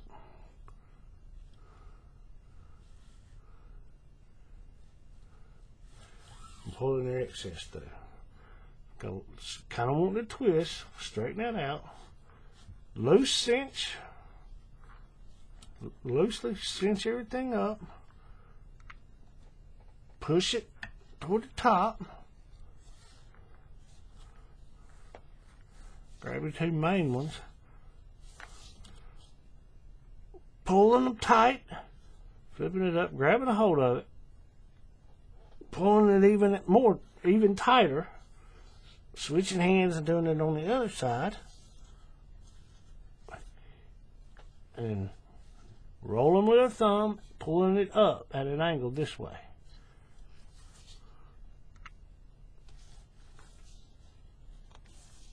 And we come back and we see the gap before has closed up even more. Now we got one here we got to deal with. Again, take that knotter's tool and push it up a little bit. And that's how you do it. And as you do this, make sure that these little blue pieces, because the way they're woven together, they can be kind of tricky to get them to sit straight. Once you make the bracelet and you flip it on the side and you look, these blue pieces will be all... Try to make them consistent. And that's got to do with the direction you're pulling them, and like I say, tension consistency. Both the amount of tension and the direction of the tension both come into play, right? But that's it. That's the mechanics. That's how I do this. Now, the end of it down there, yeah, it's going to get tight and kind of confusing, but once I get to there, I'll come back and I'll show you.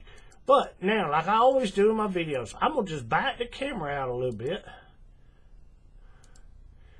and I'm going to just start doing this with a lot less commentary and just let you see how my hands move and how they do everything. Right?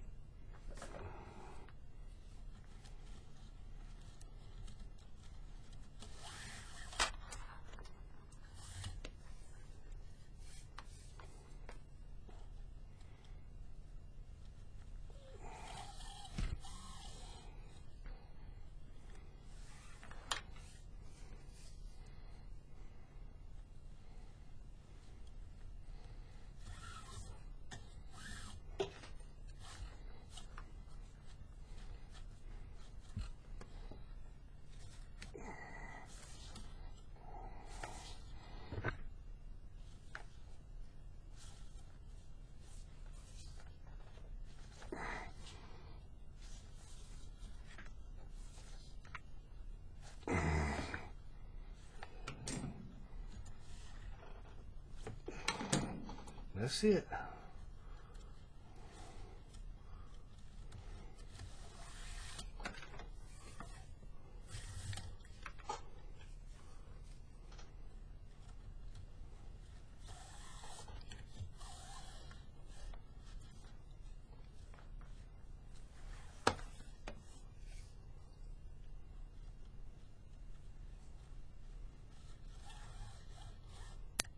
Okay, and I'll say this too.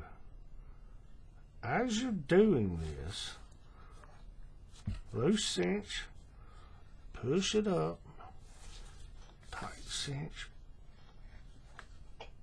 cinch tighter on one side, cinch tighter on the other, cinch the accent cord, cinch this accent cord, give it another little tightening down, and go to your knotter's tool. Okay, now I'm going to show you this. Like I've said in a lot of my videos, as you weave, every now and then turn around and look at the back side. If you have to flip your jig over, like mine, the way my jig is made, I can kind of rotate it a little bit, and I can see the back of it. Okay, now I'm going to show you a mistake. And I'll tell you what causes the mistake. What causes the mistake I'm about to show you is not getting your overs and unders going. Let's see if I can just explain this to you. Let me zoom in so you can see this. Okay? Like I said,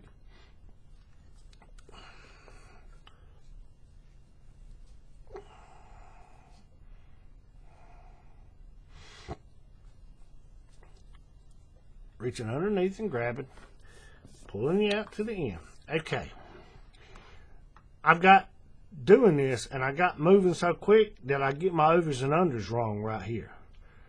And I've done it. Instead of going under that gray one and over the two blue ones, I've accidentally went over the outer blue and down in between, obviously under the gray, but then under this blue here. And then, you know, under these. And that's the mistake I've made. Now, does it affect the front of the bracelet? Not really. But when you flip it over and look in the back, you can see it. It's an inconsistent weave on the back, right? And we don't want to do that. Now, another mistake that I've made is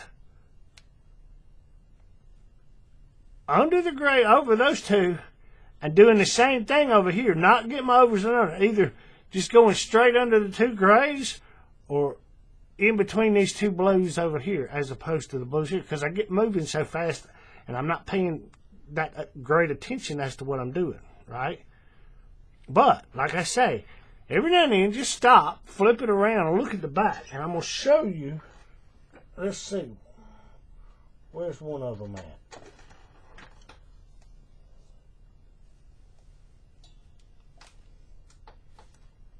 Okay. Here's the practice one I did. Excuse me. You see, the two core strands are running right down through on this side and on this side. And you see how it's goldenrod burgundy, and you don't see any of the core strands. It's because I got all those overs and unders correct. Because that's the first one I did, and I was very careful to make sure I got it right. Okay.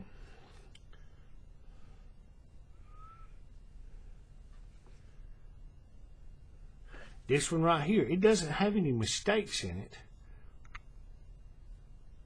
In that part.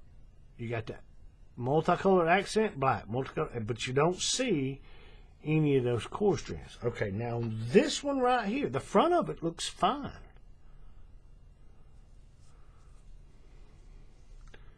But if you look right there, you see how this one, the blue, you see that blue all the way across. Well, here, it accidentally went in the wrong, in relation to that core strand you see running.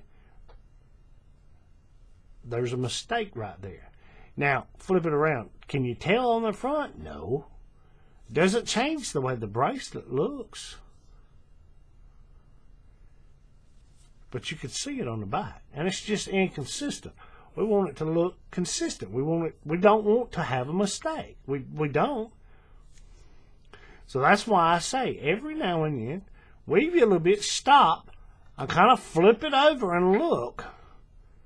And if you've messed it up, it's your choice. Me, I'll go back, I'll unweave just 2 or 3 times and fix it and start again. You see what I'm saying? We form good habits. But that's it. I mean, that's all there is to this one. It's not that hard.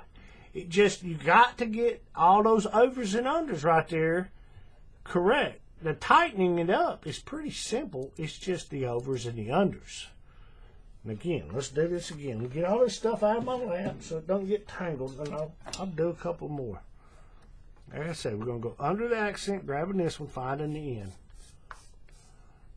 Under the gray, over those 2 blue on that side, and under all 3 here.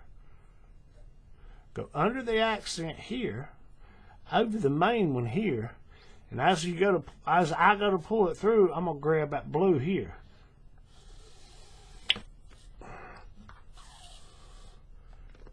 And I find the end of it. Nope. Stop. I forgot a step. We got to do these first. Here. And here. All right. Now we're going to take this one. Over the blue, under the gray, over the blue. Under all 3. Underneath all this, and I'm coming through this loop, so you end up going over right there. I'm pulling the slack through. Loose cinch, pushing it up, a tighter cinch, tight, tight, tight.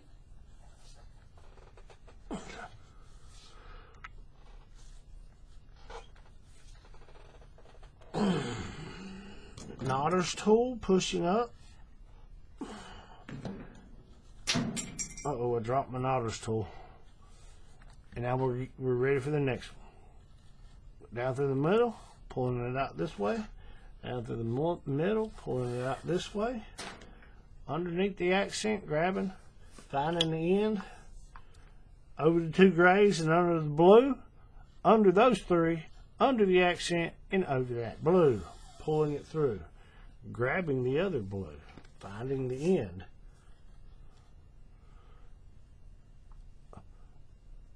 over the 2 blues and under the gray, under those 3, under all this, going through the loop to ultimately go over right there and pulling through. And that's it. That's all there is.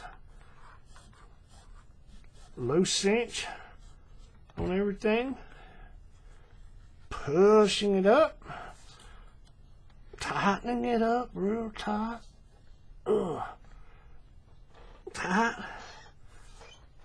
Tight. Ooh, that one got a little too tight right there, didn't it? Hang on, let me make sure I got it right. Yeah, it's right. All right. Tightening the accent. Tightening that accent. Oh, I dropped something. It wasn't my knotter's tool. It may have been that spike I had sitting over there. Okay, now, with all that done, let's zoom in and I'll let you see what I'm talking about. Like I said, right up here at the top, here, I'm going to adjust the jig so you can see this. With these 2 pieces, of accent, there's 2 pieces right here. But they're so close to each other, you can't see that there's no gap in between them. Same thing on this side.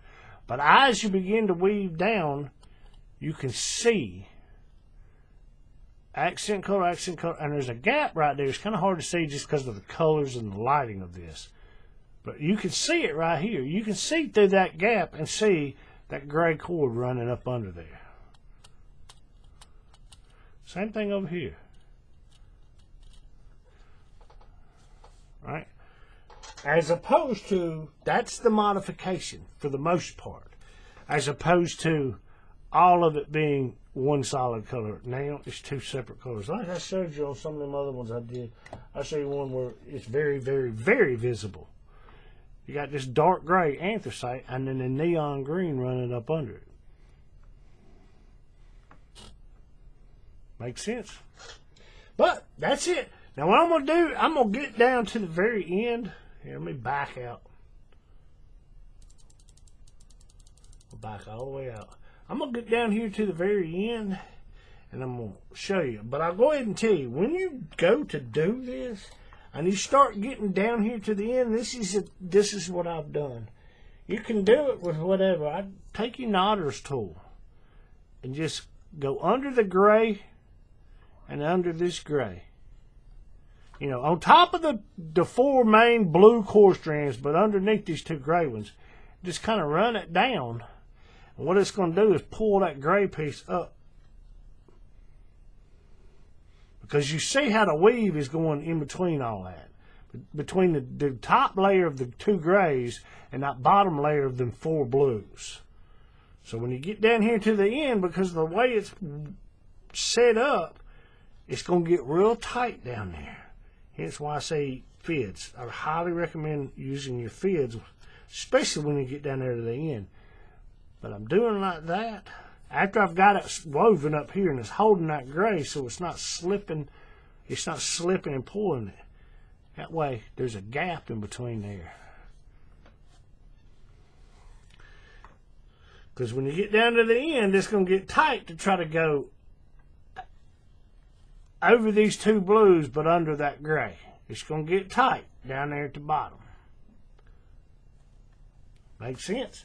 But like I said, I'm going to weave this out to the end, and when I get down here to the end, I'll come back and I'll show you how to finish this one off. And just because of the nature of the way this one is, it's real tight, and the way it's modified and everything, it's a little tricky. It gets really tight down here at the end. But this one is one that you can finish off quite nicely. And the pattern is pretty much consistently maintained all the way down to the very end. But in order to do it, it's tight, and like I say, I would highly recommend fids. But with that, stick around and I'll be back and I'll show you how to finish it off. Okay folks, I'm back. I've got this thing weaved out almost to the end. But I wanted, because of the nature of the way these two gray strands come up through these two core strands on the side, I want to show you how I'm going to do this, because like I said, it gets really, really tight. Okay? I'm gonna try to do this. This is the angle I'm doing this at. It's kind of hard for me to see and have the camera see it. So I may struggle with this because I can't see it normally. When I'm filming the actual weaving and the background looks different, I've got the camera and everything set up at in a different angle. It makes it easier for me to weave and for the camera to see it. But when I put it flat, this right here is resting flat on my desk and the camera's pointing straight down. So I can't quite see this as well. So I may struggle, but I'm going to show you what I was talking about, where it gets really, really tight down here at the end. But having fids or lacing needles on the ends of all your working ends, your cords, will make this so much easier. And this one, you can end it in such a way is that it remains pretty much a consistent look all the way down to the end. Okay, now I want to show you this. I'm going to zoom in right here at the bottom so you can see what I'm talking about.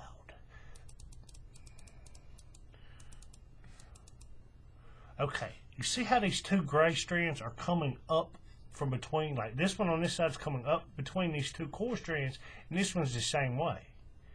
Okay, well, we got to weave this thing down as far as we can. So what I do is I'm going to take marlin spike knotting tool, whatever you want to call this, and very carefully I'm going to run it up under that gray but above those two pieces of blue, and I'm going to just pull it back this way, and that's going to pull that gray up and give as much room up under there as I can, because I've still got to go under it a few times. Right? And I'm going to do the same thing over here on this side. Being careful not to poke my cords. We see that? Now, you can take your knotter tool. If you have a knotter's tool, you can do that. Do the same thing. Just kind of pull it down. That gives you a little bit of clearance under there, so you don't have to dig with your fids as much. Now, when we get to the very end, you're going to have to. That's just the nature of the way this thing's put together. But okay, now we're just going to continue on with what we've done. Our two accent colors, we're going to go down through the middle and come out. Go ahead and take out the majority of the slack, keeping left on the left and right on the right. Right? We go up under the accent and grab that blue and come up through there. Okay, now here, this is where it's going to get tight. We see this. Let me bring this light over here. Yeah, that works a lot better. You can see a lot better. Okay, so I've got to go like we've been doing. We go over the two blues but under the gray. But yet, where this piece of accent cord is, this angled piece of accent cord up under my fid right here, we've got to come down below it. So if you need to, you can reach back here and grab those and kind of pull them that way to get them up out of the way. That way your fid will go down on this side of that accent piece as opposed to like this. You don't want it to go up under there like that, right? And the next repetition, and if we can get one more in, that's where the issue comes in, trying to get all this to line up and to maintain the mechanics, the overs and unders. So we're going to go through here, and I'm going to just angle this thing up to get it down between the two core sets of core strands, and I'm going to pull it through, right? Leaving that little loop over here.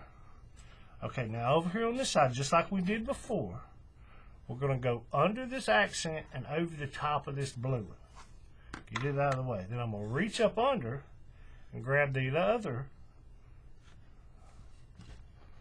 Hang on a second. Let me make a little bit more room so I can get this a little bit better on camera. There we go. Go up under everything with the working end coming off this side. And now we got to do the same thing here. We got to go up under this gray, but over the two blues and beneath that accent piece. Right? Not up here like this. We don't want it like that, up under that piece of accent. We want it like this. And we've got to go below where this piece of blue goes and goes down through there. We've got to go below it when we go through the 2 core strands. I know you can't really see that on camera, but hopefully the way I'm explaining, now you get it through here, and again, just like we did earlier, we go up under these 2, but we come through this loop. And now that's our overs and unders of our mechanics. It's gotten a little tight, right? But if you just pay attention and make sure you get everything right, it's no problem. And when we go to pull these 2 blues, because it's all tight down here, you're going to have to pull it even tighter, or even harder to get it to tighten up right. Okay, so let's get our accents out of the way. I'm going to pull these 2. See how it's starting to give me some resistance, and it's not even close to being where it needs to be pulled tight.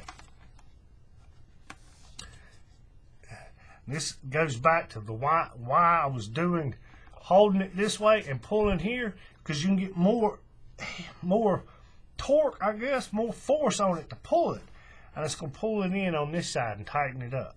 You've already formed that habit of doing that, so when you get down here to the end, it just becomes natural because you've already formed that habit. You see how everything moved over here? Now, when I do it on this side, just watch. You'll see this. Watch it kind of move. This was always tough to get. See how it moved just then right there? And look at it. Make sure you got it. This one right here needs to be pulled just a little bit more. Okay. That'll work for now. Now we're going to do these. Rolling with our thumb and pulling. Same thing here. Okay, now I'm going to do like I've been doing. Take my knotter's tool and kind of stick it in there. Now I'm down to the bottom. I can just kind of wiggle it back and forth, and it'll pry it up like I want it to. Okay, now this one's going to be super tight. You can see the gap in between the core strands right here, but you see how that gray and all that right? I'm going to have to get a fid right here. Okay, now that's going to be tight, but we can do this. Take that accent, go down through the middle like we've been doing. Pull it, and go up over that blue one right there. Right? Just get it up out of the way. I've got blue one down here ready to grab. Okay, same thing on the other side. Go down through the middle. Get it up over the blue here because we want the blue down here. Okay, now, it's where it gets really tight. Grabbing it under the accent cord, finding the end. Now, again, and I'm going to show you how I do this. Before you tighten up this accent, you can kind of pull it up out of the way. And that'll allow you to get up under that gray, but yet stay above those 2 blue core strands. You see how I did that? Now you kind of got this out of the way. You kind of angle your fid and get it to go through there like that. Now you can kind of pull that one tight, and you just take it and you go down through the middle like we've been doing. All right. I'm gonna go ahead and pull a little bit of this, but leave some of that loop. All right. Okay. Now over here on this side, like we've been doing, we're gonna go under the accent and over this blue here. Reaching our hand under everything and grabbing the other one. That way it goes under everything. Okay, now, we're going to get this fid up under that gray one. And we're going to do the same thing. We're going to pull this little accent piece up out of the way and get it out of the way. That way we can get under that piece of gray and kind of angle it, and we're staying below that piece of accent. We don't actually want to go through that loop and have it coming out up on this side. We want it down here. So we're gonna push it through. And when we get it through, then we're gonna go back down through the middle. Right? And doing it below the blue one that you've already ran down through the middle, doing it below on this side. So we go down. Okay, now you can go ahead and pull them. Now we're going to pull these. And I'm going to go ahead and tell you, they don't want to pull. It's so tight. And you can still see core strands, so we'll have to do it again. But the next one,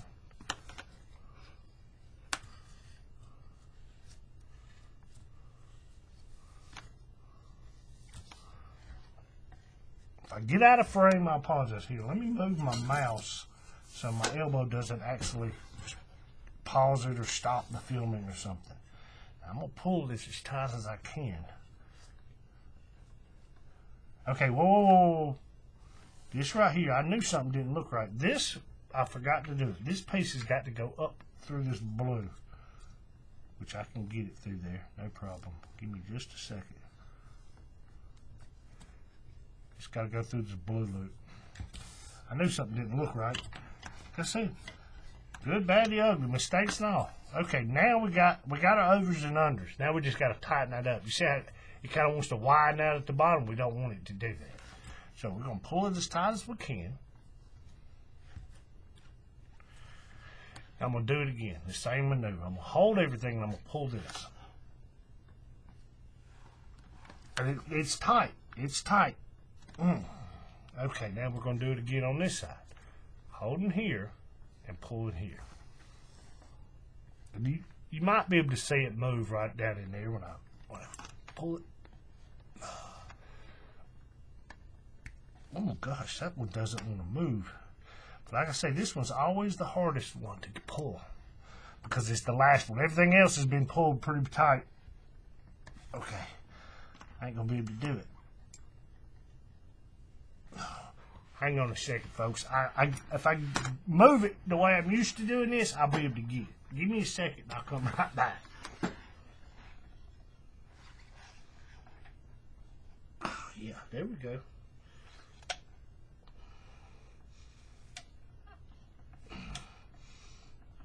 Oof.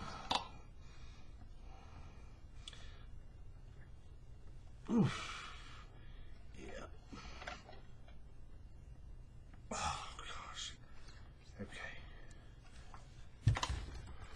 Sorry about that.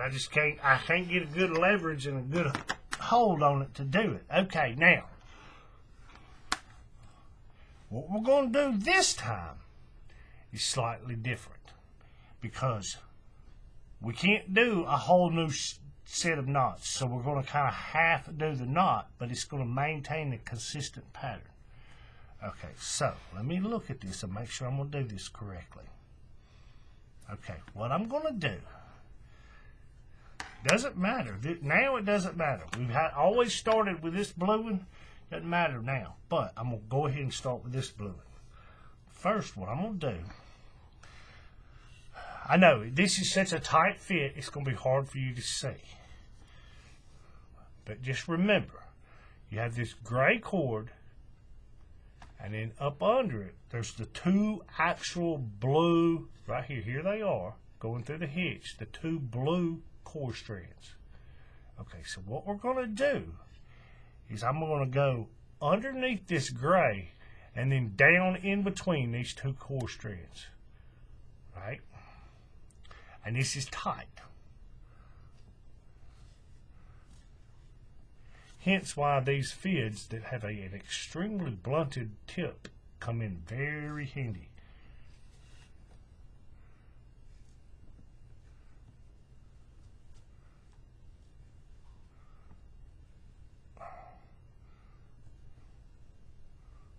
Okay, you see how now the tip of it's coming out on the other side of the gray. So what I'm going to do is kind of back it up and angle it down right in there.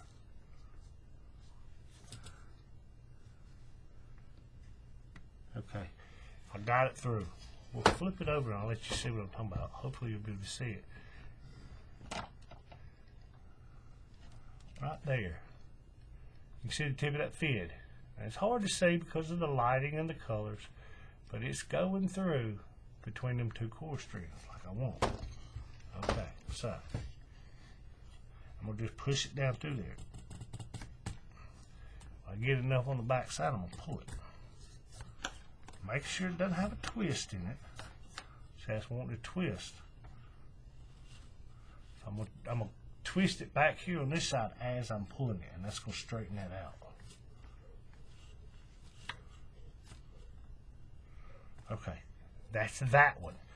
That's the end of this one.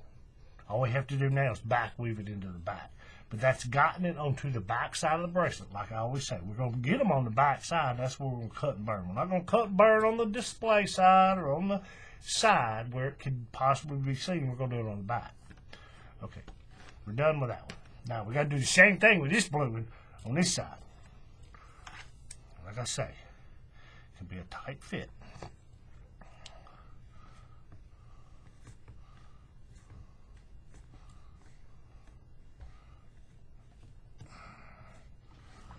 As I said at the beginning of this section, I don't normally do it like this. I normally have it resting like an easel. It's angled up toward me and I can see it better. I can't quite see it. I don't quite have the leverage I normally do. But that's okay because we're going to get it done. I got it this way. Okay, see? Got it up under the gray. Now I'm going to back it out slightly and angle it down so I can get it in between them blue strings. I just kind of opened the gap up. Yeah. Oh yeah, that one went right through.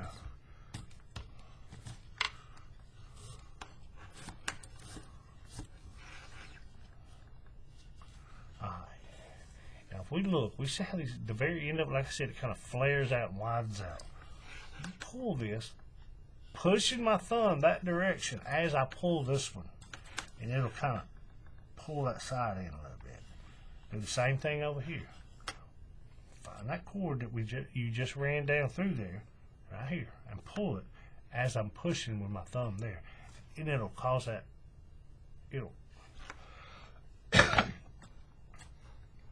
That's why I'm doing it this way.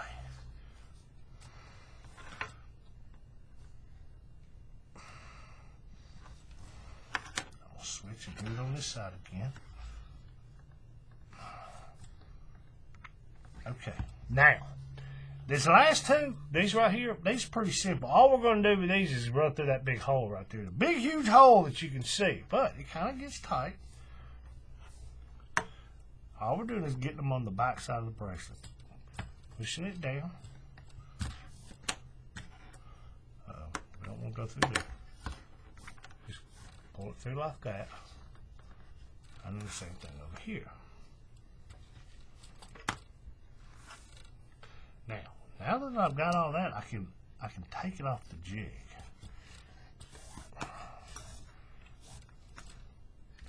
Now, if we look at it, just look at it.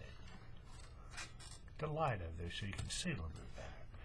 Now we see how, for the most part, the pattern up here is consistent all the way to the end, except for that last little piece of blue. But it's close. It's about as close as you can get it. Alright? Okay. Now, we've got all these on the back side. I'm going to show you how I back weave them to the back bracelet and cut and burn them. But we still have this other issue to deal with. Remember these gray cords? How I said I don't like them being visible right there. We've got to do something with that. And the way I do this, there's a couple of weaves I've done. I'm trying to think of which ones specifically they are.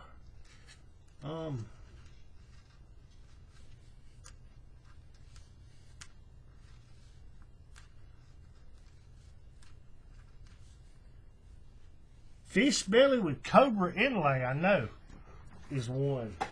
Where's that one at?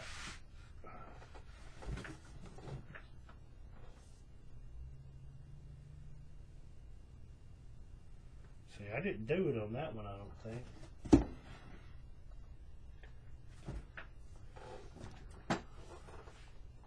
Fish belly with cobra inlay. See how you can see this gold up here?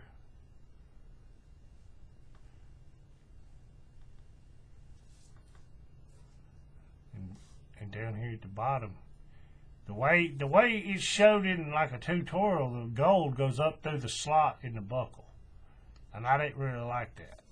And it was like that down here. It went through this hitch and then went through. I didn't like it, so I backed it out. I'm going to show you what I'm going to do. I think there was another one I made like that. Okay, so this is what we're going to do. I didn't take it off the jig to do this part. That's what we'll do. Let me back the camera out.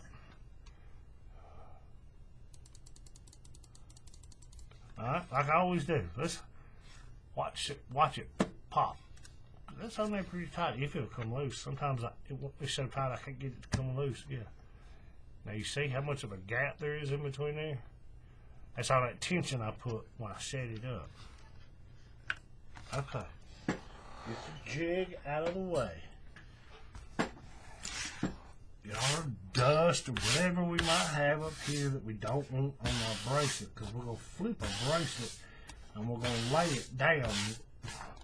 We're going to lay it with the display side down, and we don't want to get all the dirt and dust on it. Okay.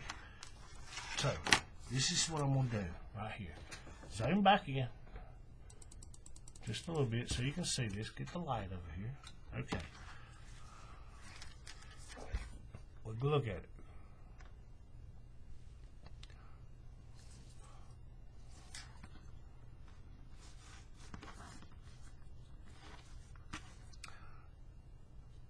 Remember the mistake I showed you on the one on the back side where I didn't get it up under the core strings right? This one, as I wove it, I checked every now and then, checked to make sure. And thankfully, I didn't have to go back and unweave to correct any of those.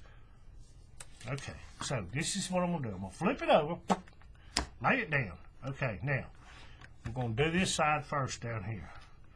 We're going to take these two strings. If you look, you'll see you had a midnight blue and the blue steel. You got two cords. You got them on one side, and you got two on the other side. Go ahead and separate them out. Okay, now, I'm going to do, I'm going to take the accent cord.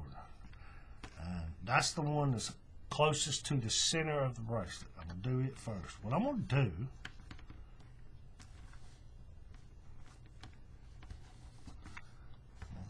give everything a last minute tug. I'm going to take it.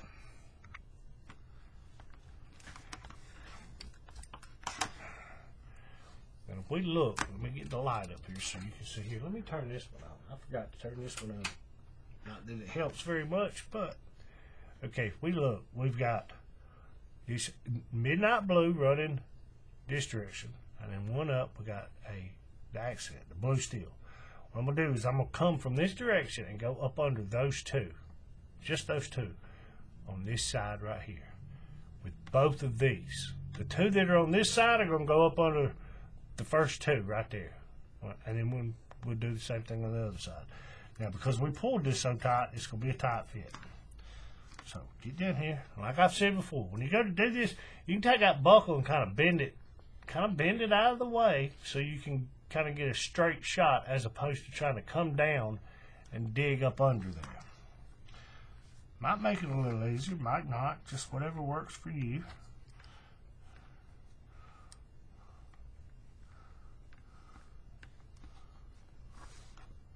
We see that up under the midnight blue and the blue steel, right?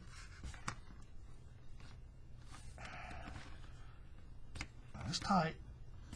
Okay, now, before you go to pull the whole thing, make sure this cord is not twisted.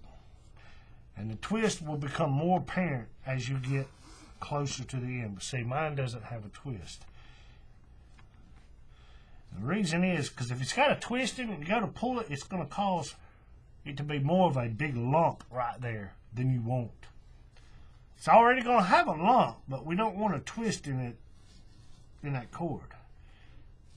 We'll get it down to the end. We just boop, pull it up through. And because this one is the one closest to the center, I'm going to pull it kind of this direction. And we're going to come back with the other one and do the same thing, but we're going to do it over here on this side because that's where it is.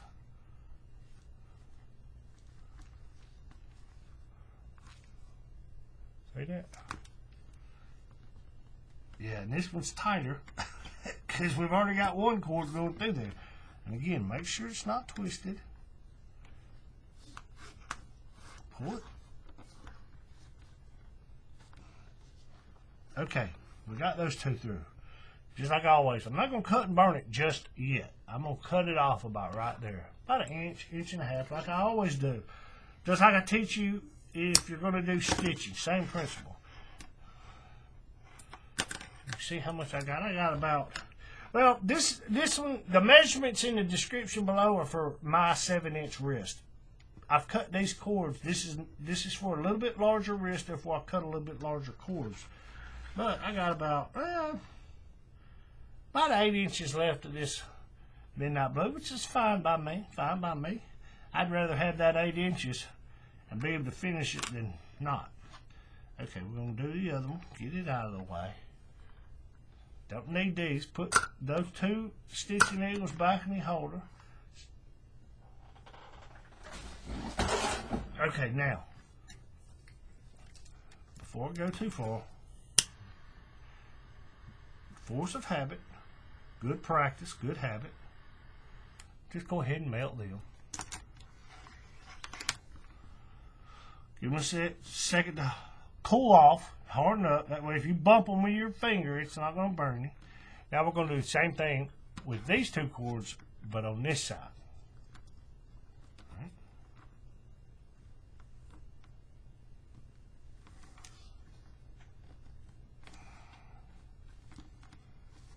Okay.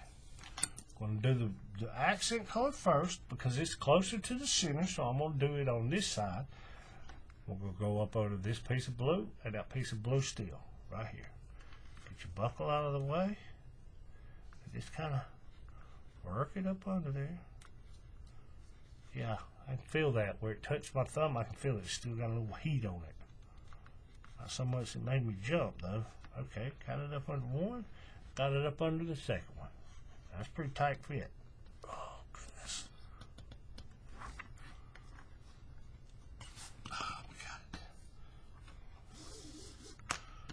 Make sure it's not going to want to twist on us.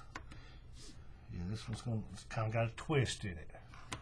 So I'm going to straighten it out. I'm going to twist as I pull it. And straighten it back out. Pull it through. Get it out of the way.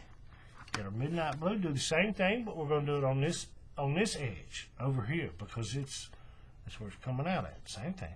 Up under that midnight blue, that blue steel. Push it through.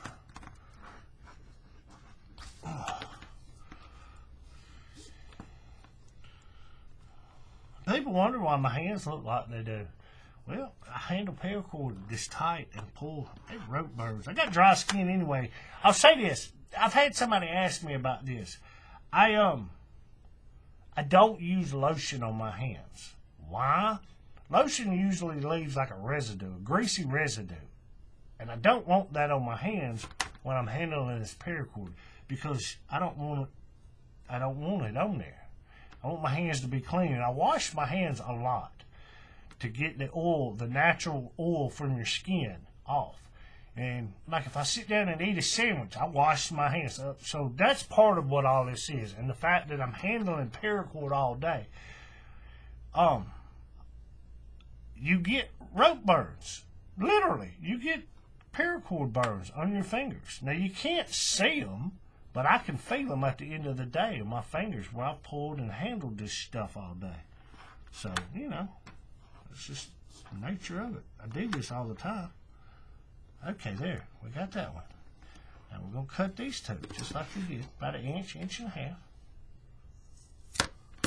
Okay, now these two fids I'm going to use for that thing up at the top where there's two gray cords. So I'm going to just leave them sitting here.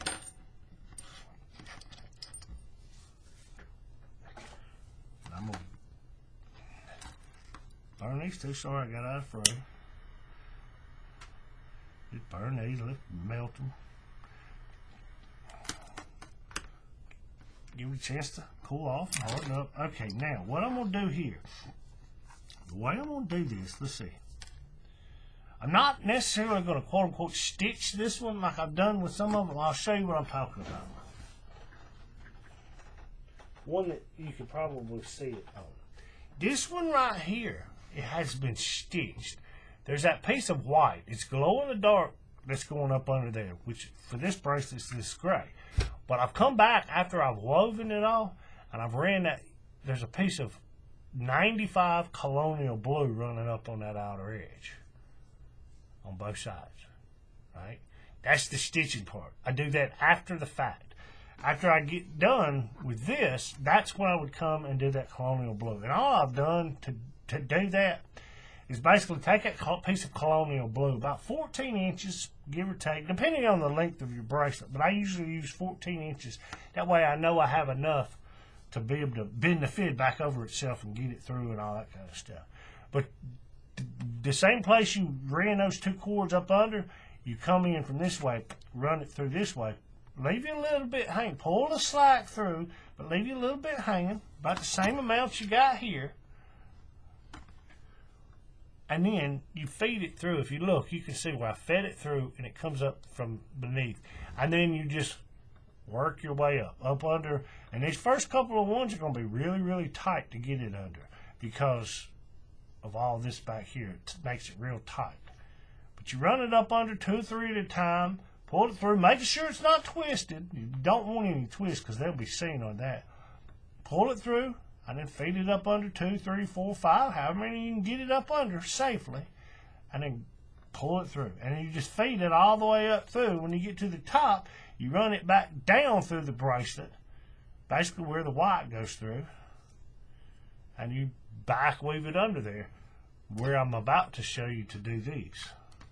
Right? And there's a I'm going to show you. You got to do this a certain way. You got to be mindful of something when you go to do this.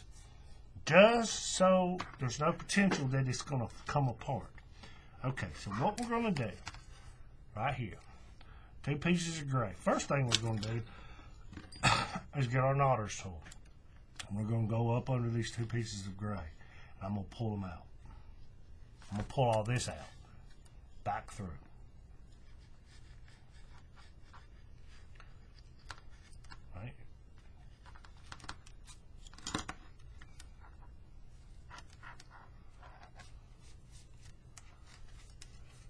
You see that? Now you got a big hole right there where they were. Well, if you reach down there, you see where that cow hitch that we initially started the entire process at, right there, that cow hitch. Go up under that cow hitch, just kind of push it back up to the top.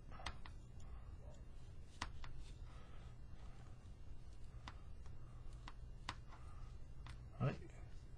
It kind of fills that hole in a little bit. Okay, now, what we're going to do is we're going to take the gray on this side. We're going to put this as fid on it. What we're going to do is up under all these hitches and these knots we did, in those 2 core strings on this side, we're going to go right down between those 2 core strings, and we're going to come out on the back side. We do it just right, it's going to go down and you're not going to see it sticking up. So you don't see it right here. I made the mistake and did it wrong on this side. That's why you see it. But over here, you don't see it. That's what we're going for. See what I'm saying? That's why I got it that long, so I can bend that fid back and I can get there. Because if that piece of cord was only that long, I couldn't bend that fid back and get it to go through there. That's why I've got that piece that long. Okay, so we're going to go down through here. And you can see, if you look, you can see those 2 core strings right there. And you're just going to go between them. I'm going to make sure this is going to do right. Because if it don't hide it, yeah, that's going to hide it. See, now you don't see it. I mean, you see it in between those first two pieces like you want to, but you don't see it up here. You can see it between the two pieces, which we want to see it, but we don't see it up here, right? Okay, now, I'm going to do the other side the same way.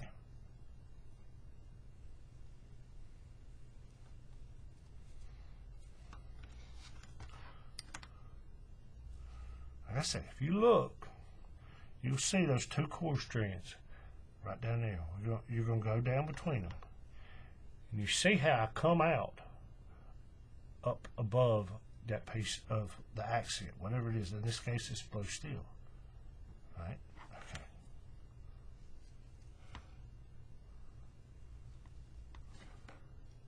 We see that.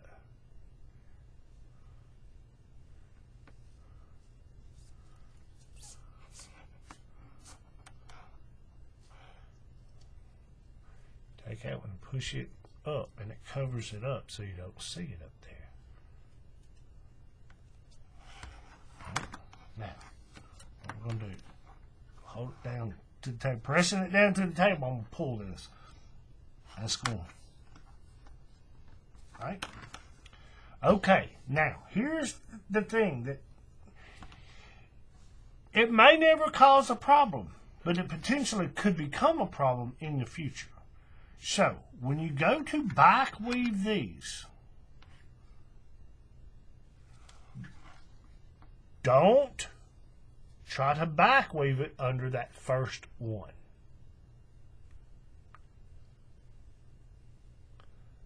Because if you try to back weave it under the first one and the second one, what may happen, I don't know if I can explain this, what may happen is that gray cord could work itself down between those core strands and you wouldn't be able to see it, potentially.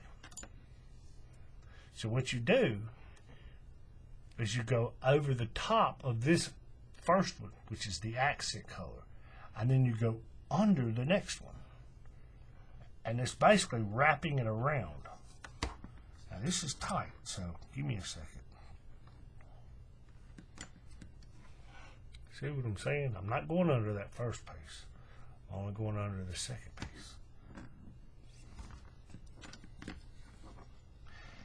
And when you do that, if you do that little piece of stitching down the side, you do it the same way. You go over that first piece and then under the next one. That's how you anchor it up here. And when I do this stitching, I start at the bottom and stitch up and go through and do this, right? Okay, there's that. Now, I'm going to pull this.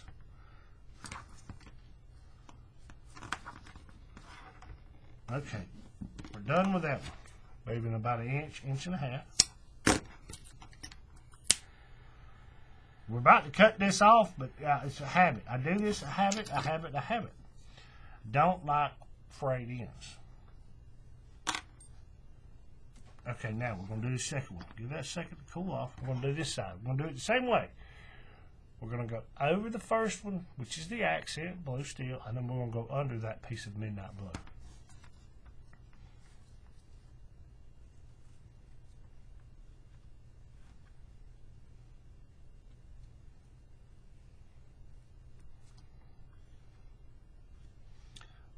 Try not to stab through this. There we go. See that? And it's a tight fit. It's tight. And I'll say this. Sometimes it's so tight you can't push it to pull it through. You can push it up against something. Or use your hand. Grab your pliers. You don't want to mar your needle and put a bunch of tool marks on it. But it can be done. Push it through. Make sure you're not going to stab yourself over here. Pull it through. Make sure it's not twisted. Pulling it through. We got it through. Now give it a good tighten. Okay, there we go. Now we're going to cut it. Okay, now we're done with the fidge. We're going to put them up. Now, I'm going to bite the camera out a little bit. Just a little bit. Well, that was too far. Alright, now, I'm going to burn that one.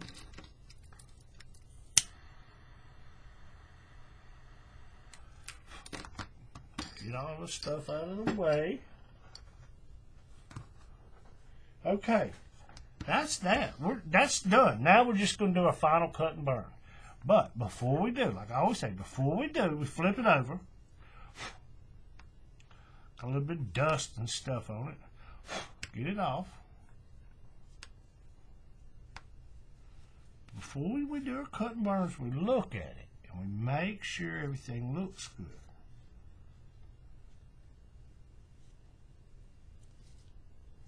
Because once we cut and burn it, you can't go back. You can't go back and change anything. Even now, it'll be hard to change anything because you got very little room, but it can be done, believe me. It can be done. It's hard. It takes some work, but it can be done. Okay, so, up here.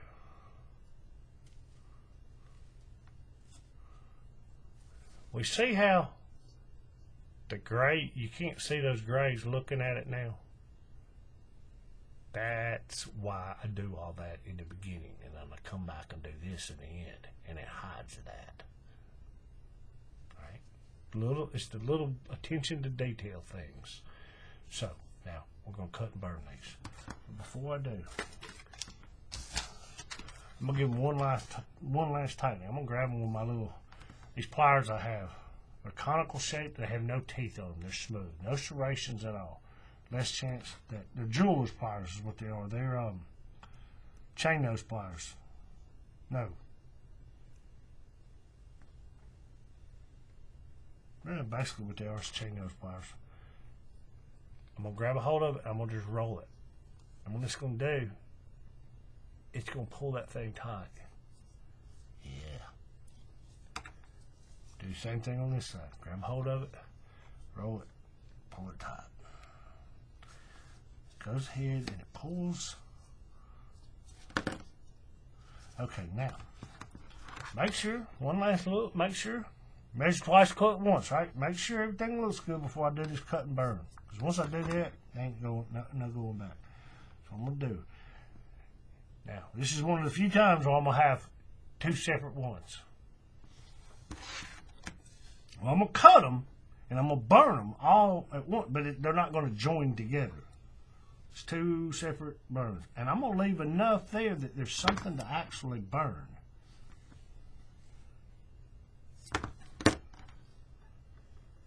I'll hold it up there so you can see. You see, I left probably more than normal. That way I can burn them as opposed to getting on the bracelet. Hopefully. Hopefully, right? Get our smoothing tool, whatever you use, have it at the ready. So you're not fumbling for it. Okay, now, the way I'm going to do this, I'm going to hold this at an angle. And I'm going to do this top one first. Angling the flame upward. I'm going to tilt it at that slight angle and get it.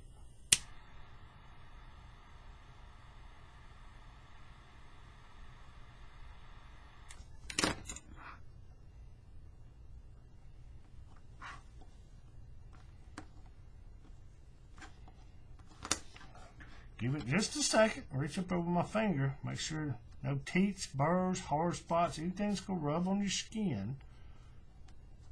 Oh, feels good to me. Now we're going to swing it around and we're going to do the other side. Same way. I'm going to angle it just slightly. I'm going to bring this end up just slightly. I'm going to come at it from down here. Okay, what's the problem here? Do I need some fluid or something?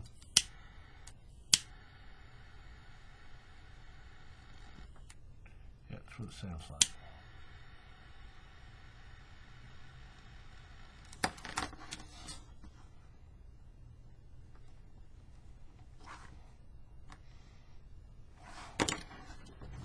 Give me a second. I'm going to put some fluid in this lighter. Speaking of which, I need to buy me some more of this. I'm almost out. For those who don't know, I've had people question me, ask me about this. This is, it's It's butane. It's pressurized butane. I had somebody say something about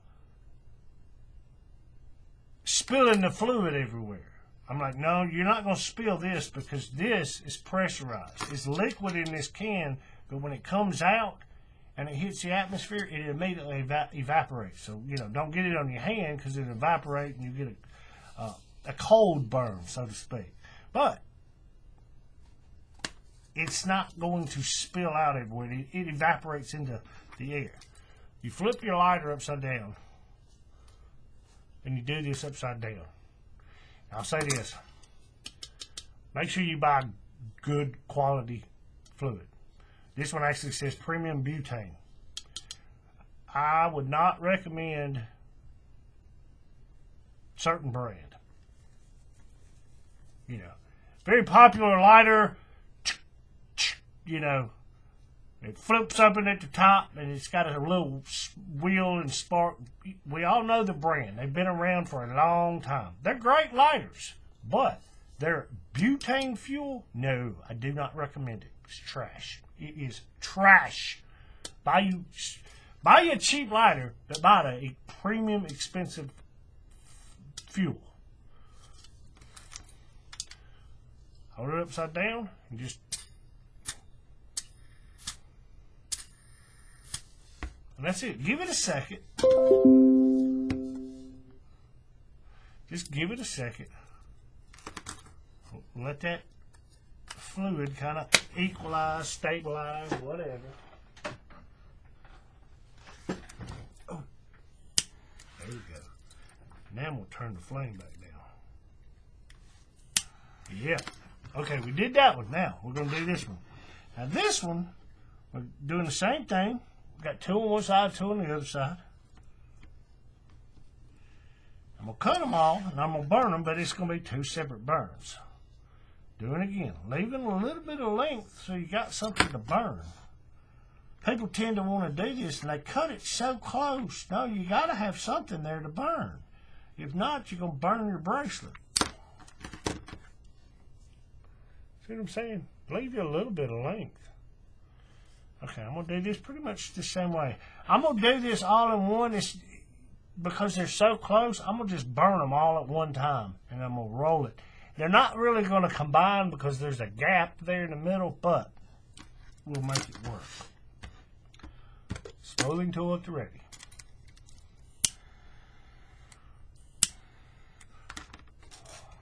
So I can see the flame. It's hard to see this flame with all these lights on.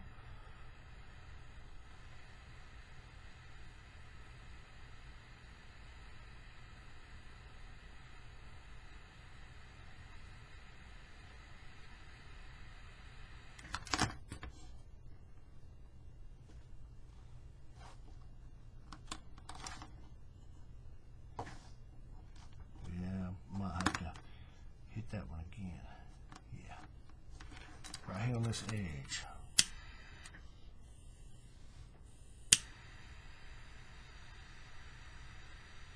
Yeah, that's it right there.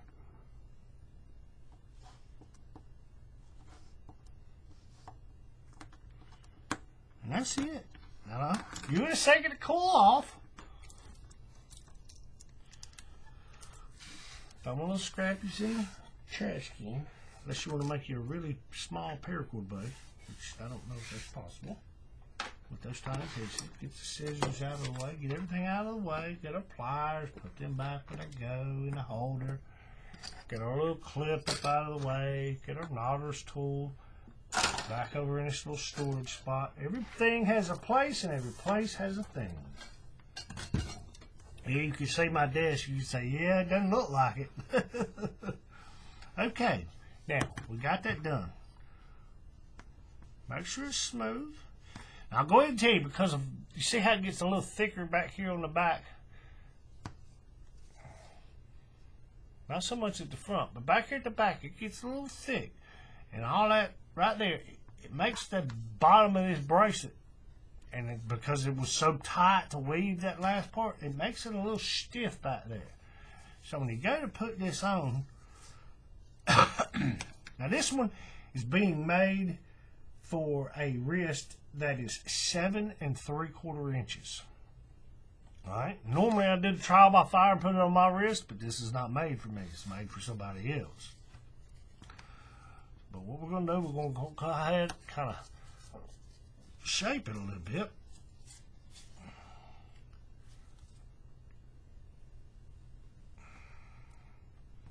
Because it's stiff. Because we pulled it so tight, it's going to be stiff. So you go ahead and kind of get it shaped. And then bring the buckles together. Now, we're going to get our little mandrel out and we'll see. 7 inch, 8 inches right up under there, and there's a 9 inch.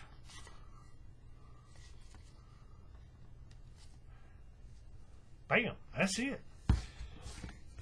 Looks like a fit to me. Okay, now, with all that said, that's how I weave the modified bone leaves. I'll give you a look at it one more time.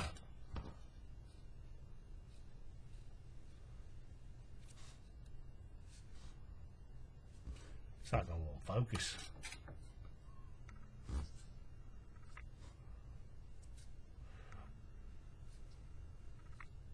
Kind of. Midnight blue graphites the underlying gray piece, and the accent color is called blue steel.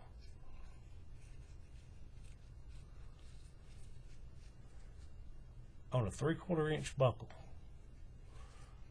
That one turned out pretty good. Pretty good, pretty good. But that's how I weave one of these things. That's all the little modifications I do. Well, with that, I appreciate you watching. Give us a like, leave a comment, suggestions, anything you want to see me do. And I'll go ahead and tell you, I don't work with shackles and stuff like that very often. So I've had a lot of people ask me about that. I don't do that very often. I do buckles. Okay? But with that said, that's how I weave this. Appreciate you watching. Give us a like, subscribe. And as always, I'm going to end this one the same way. Keep it neat, keep it clean, and keep it tight. Happy weaving, folks.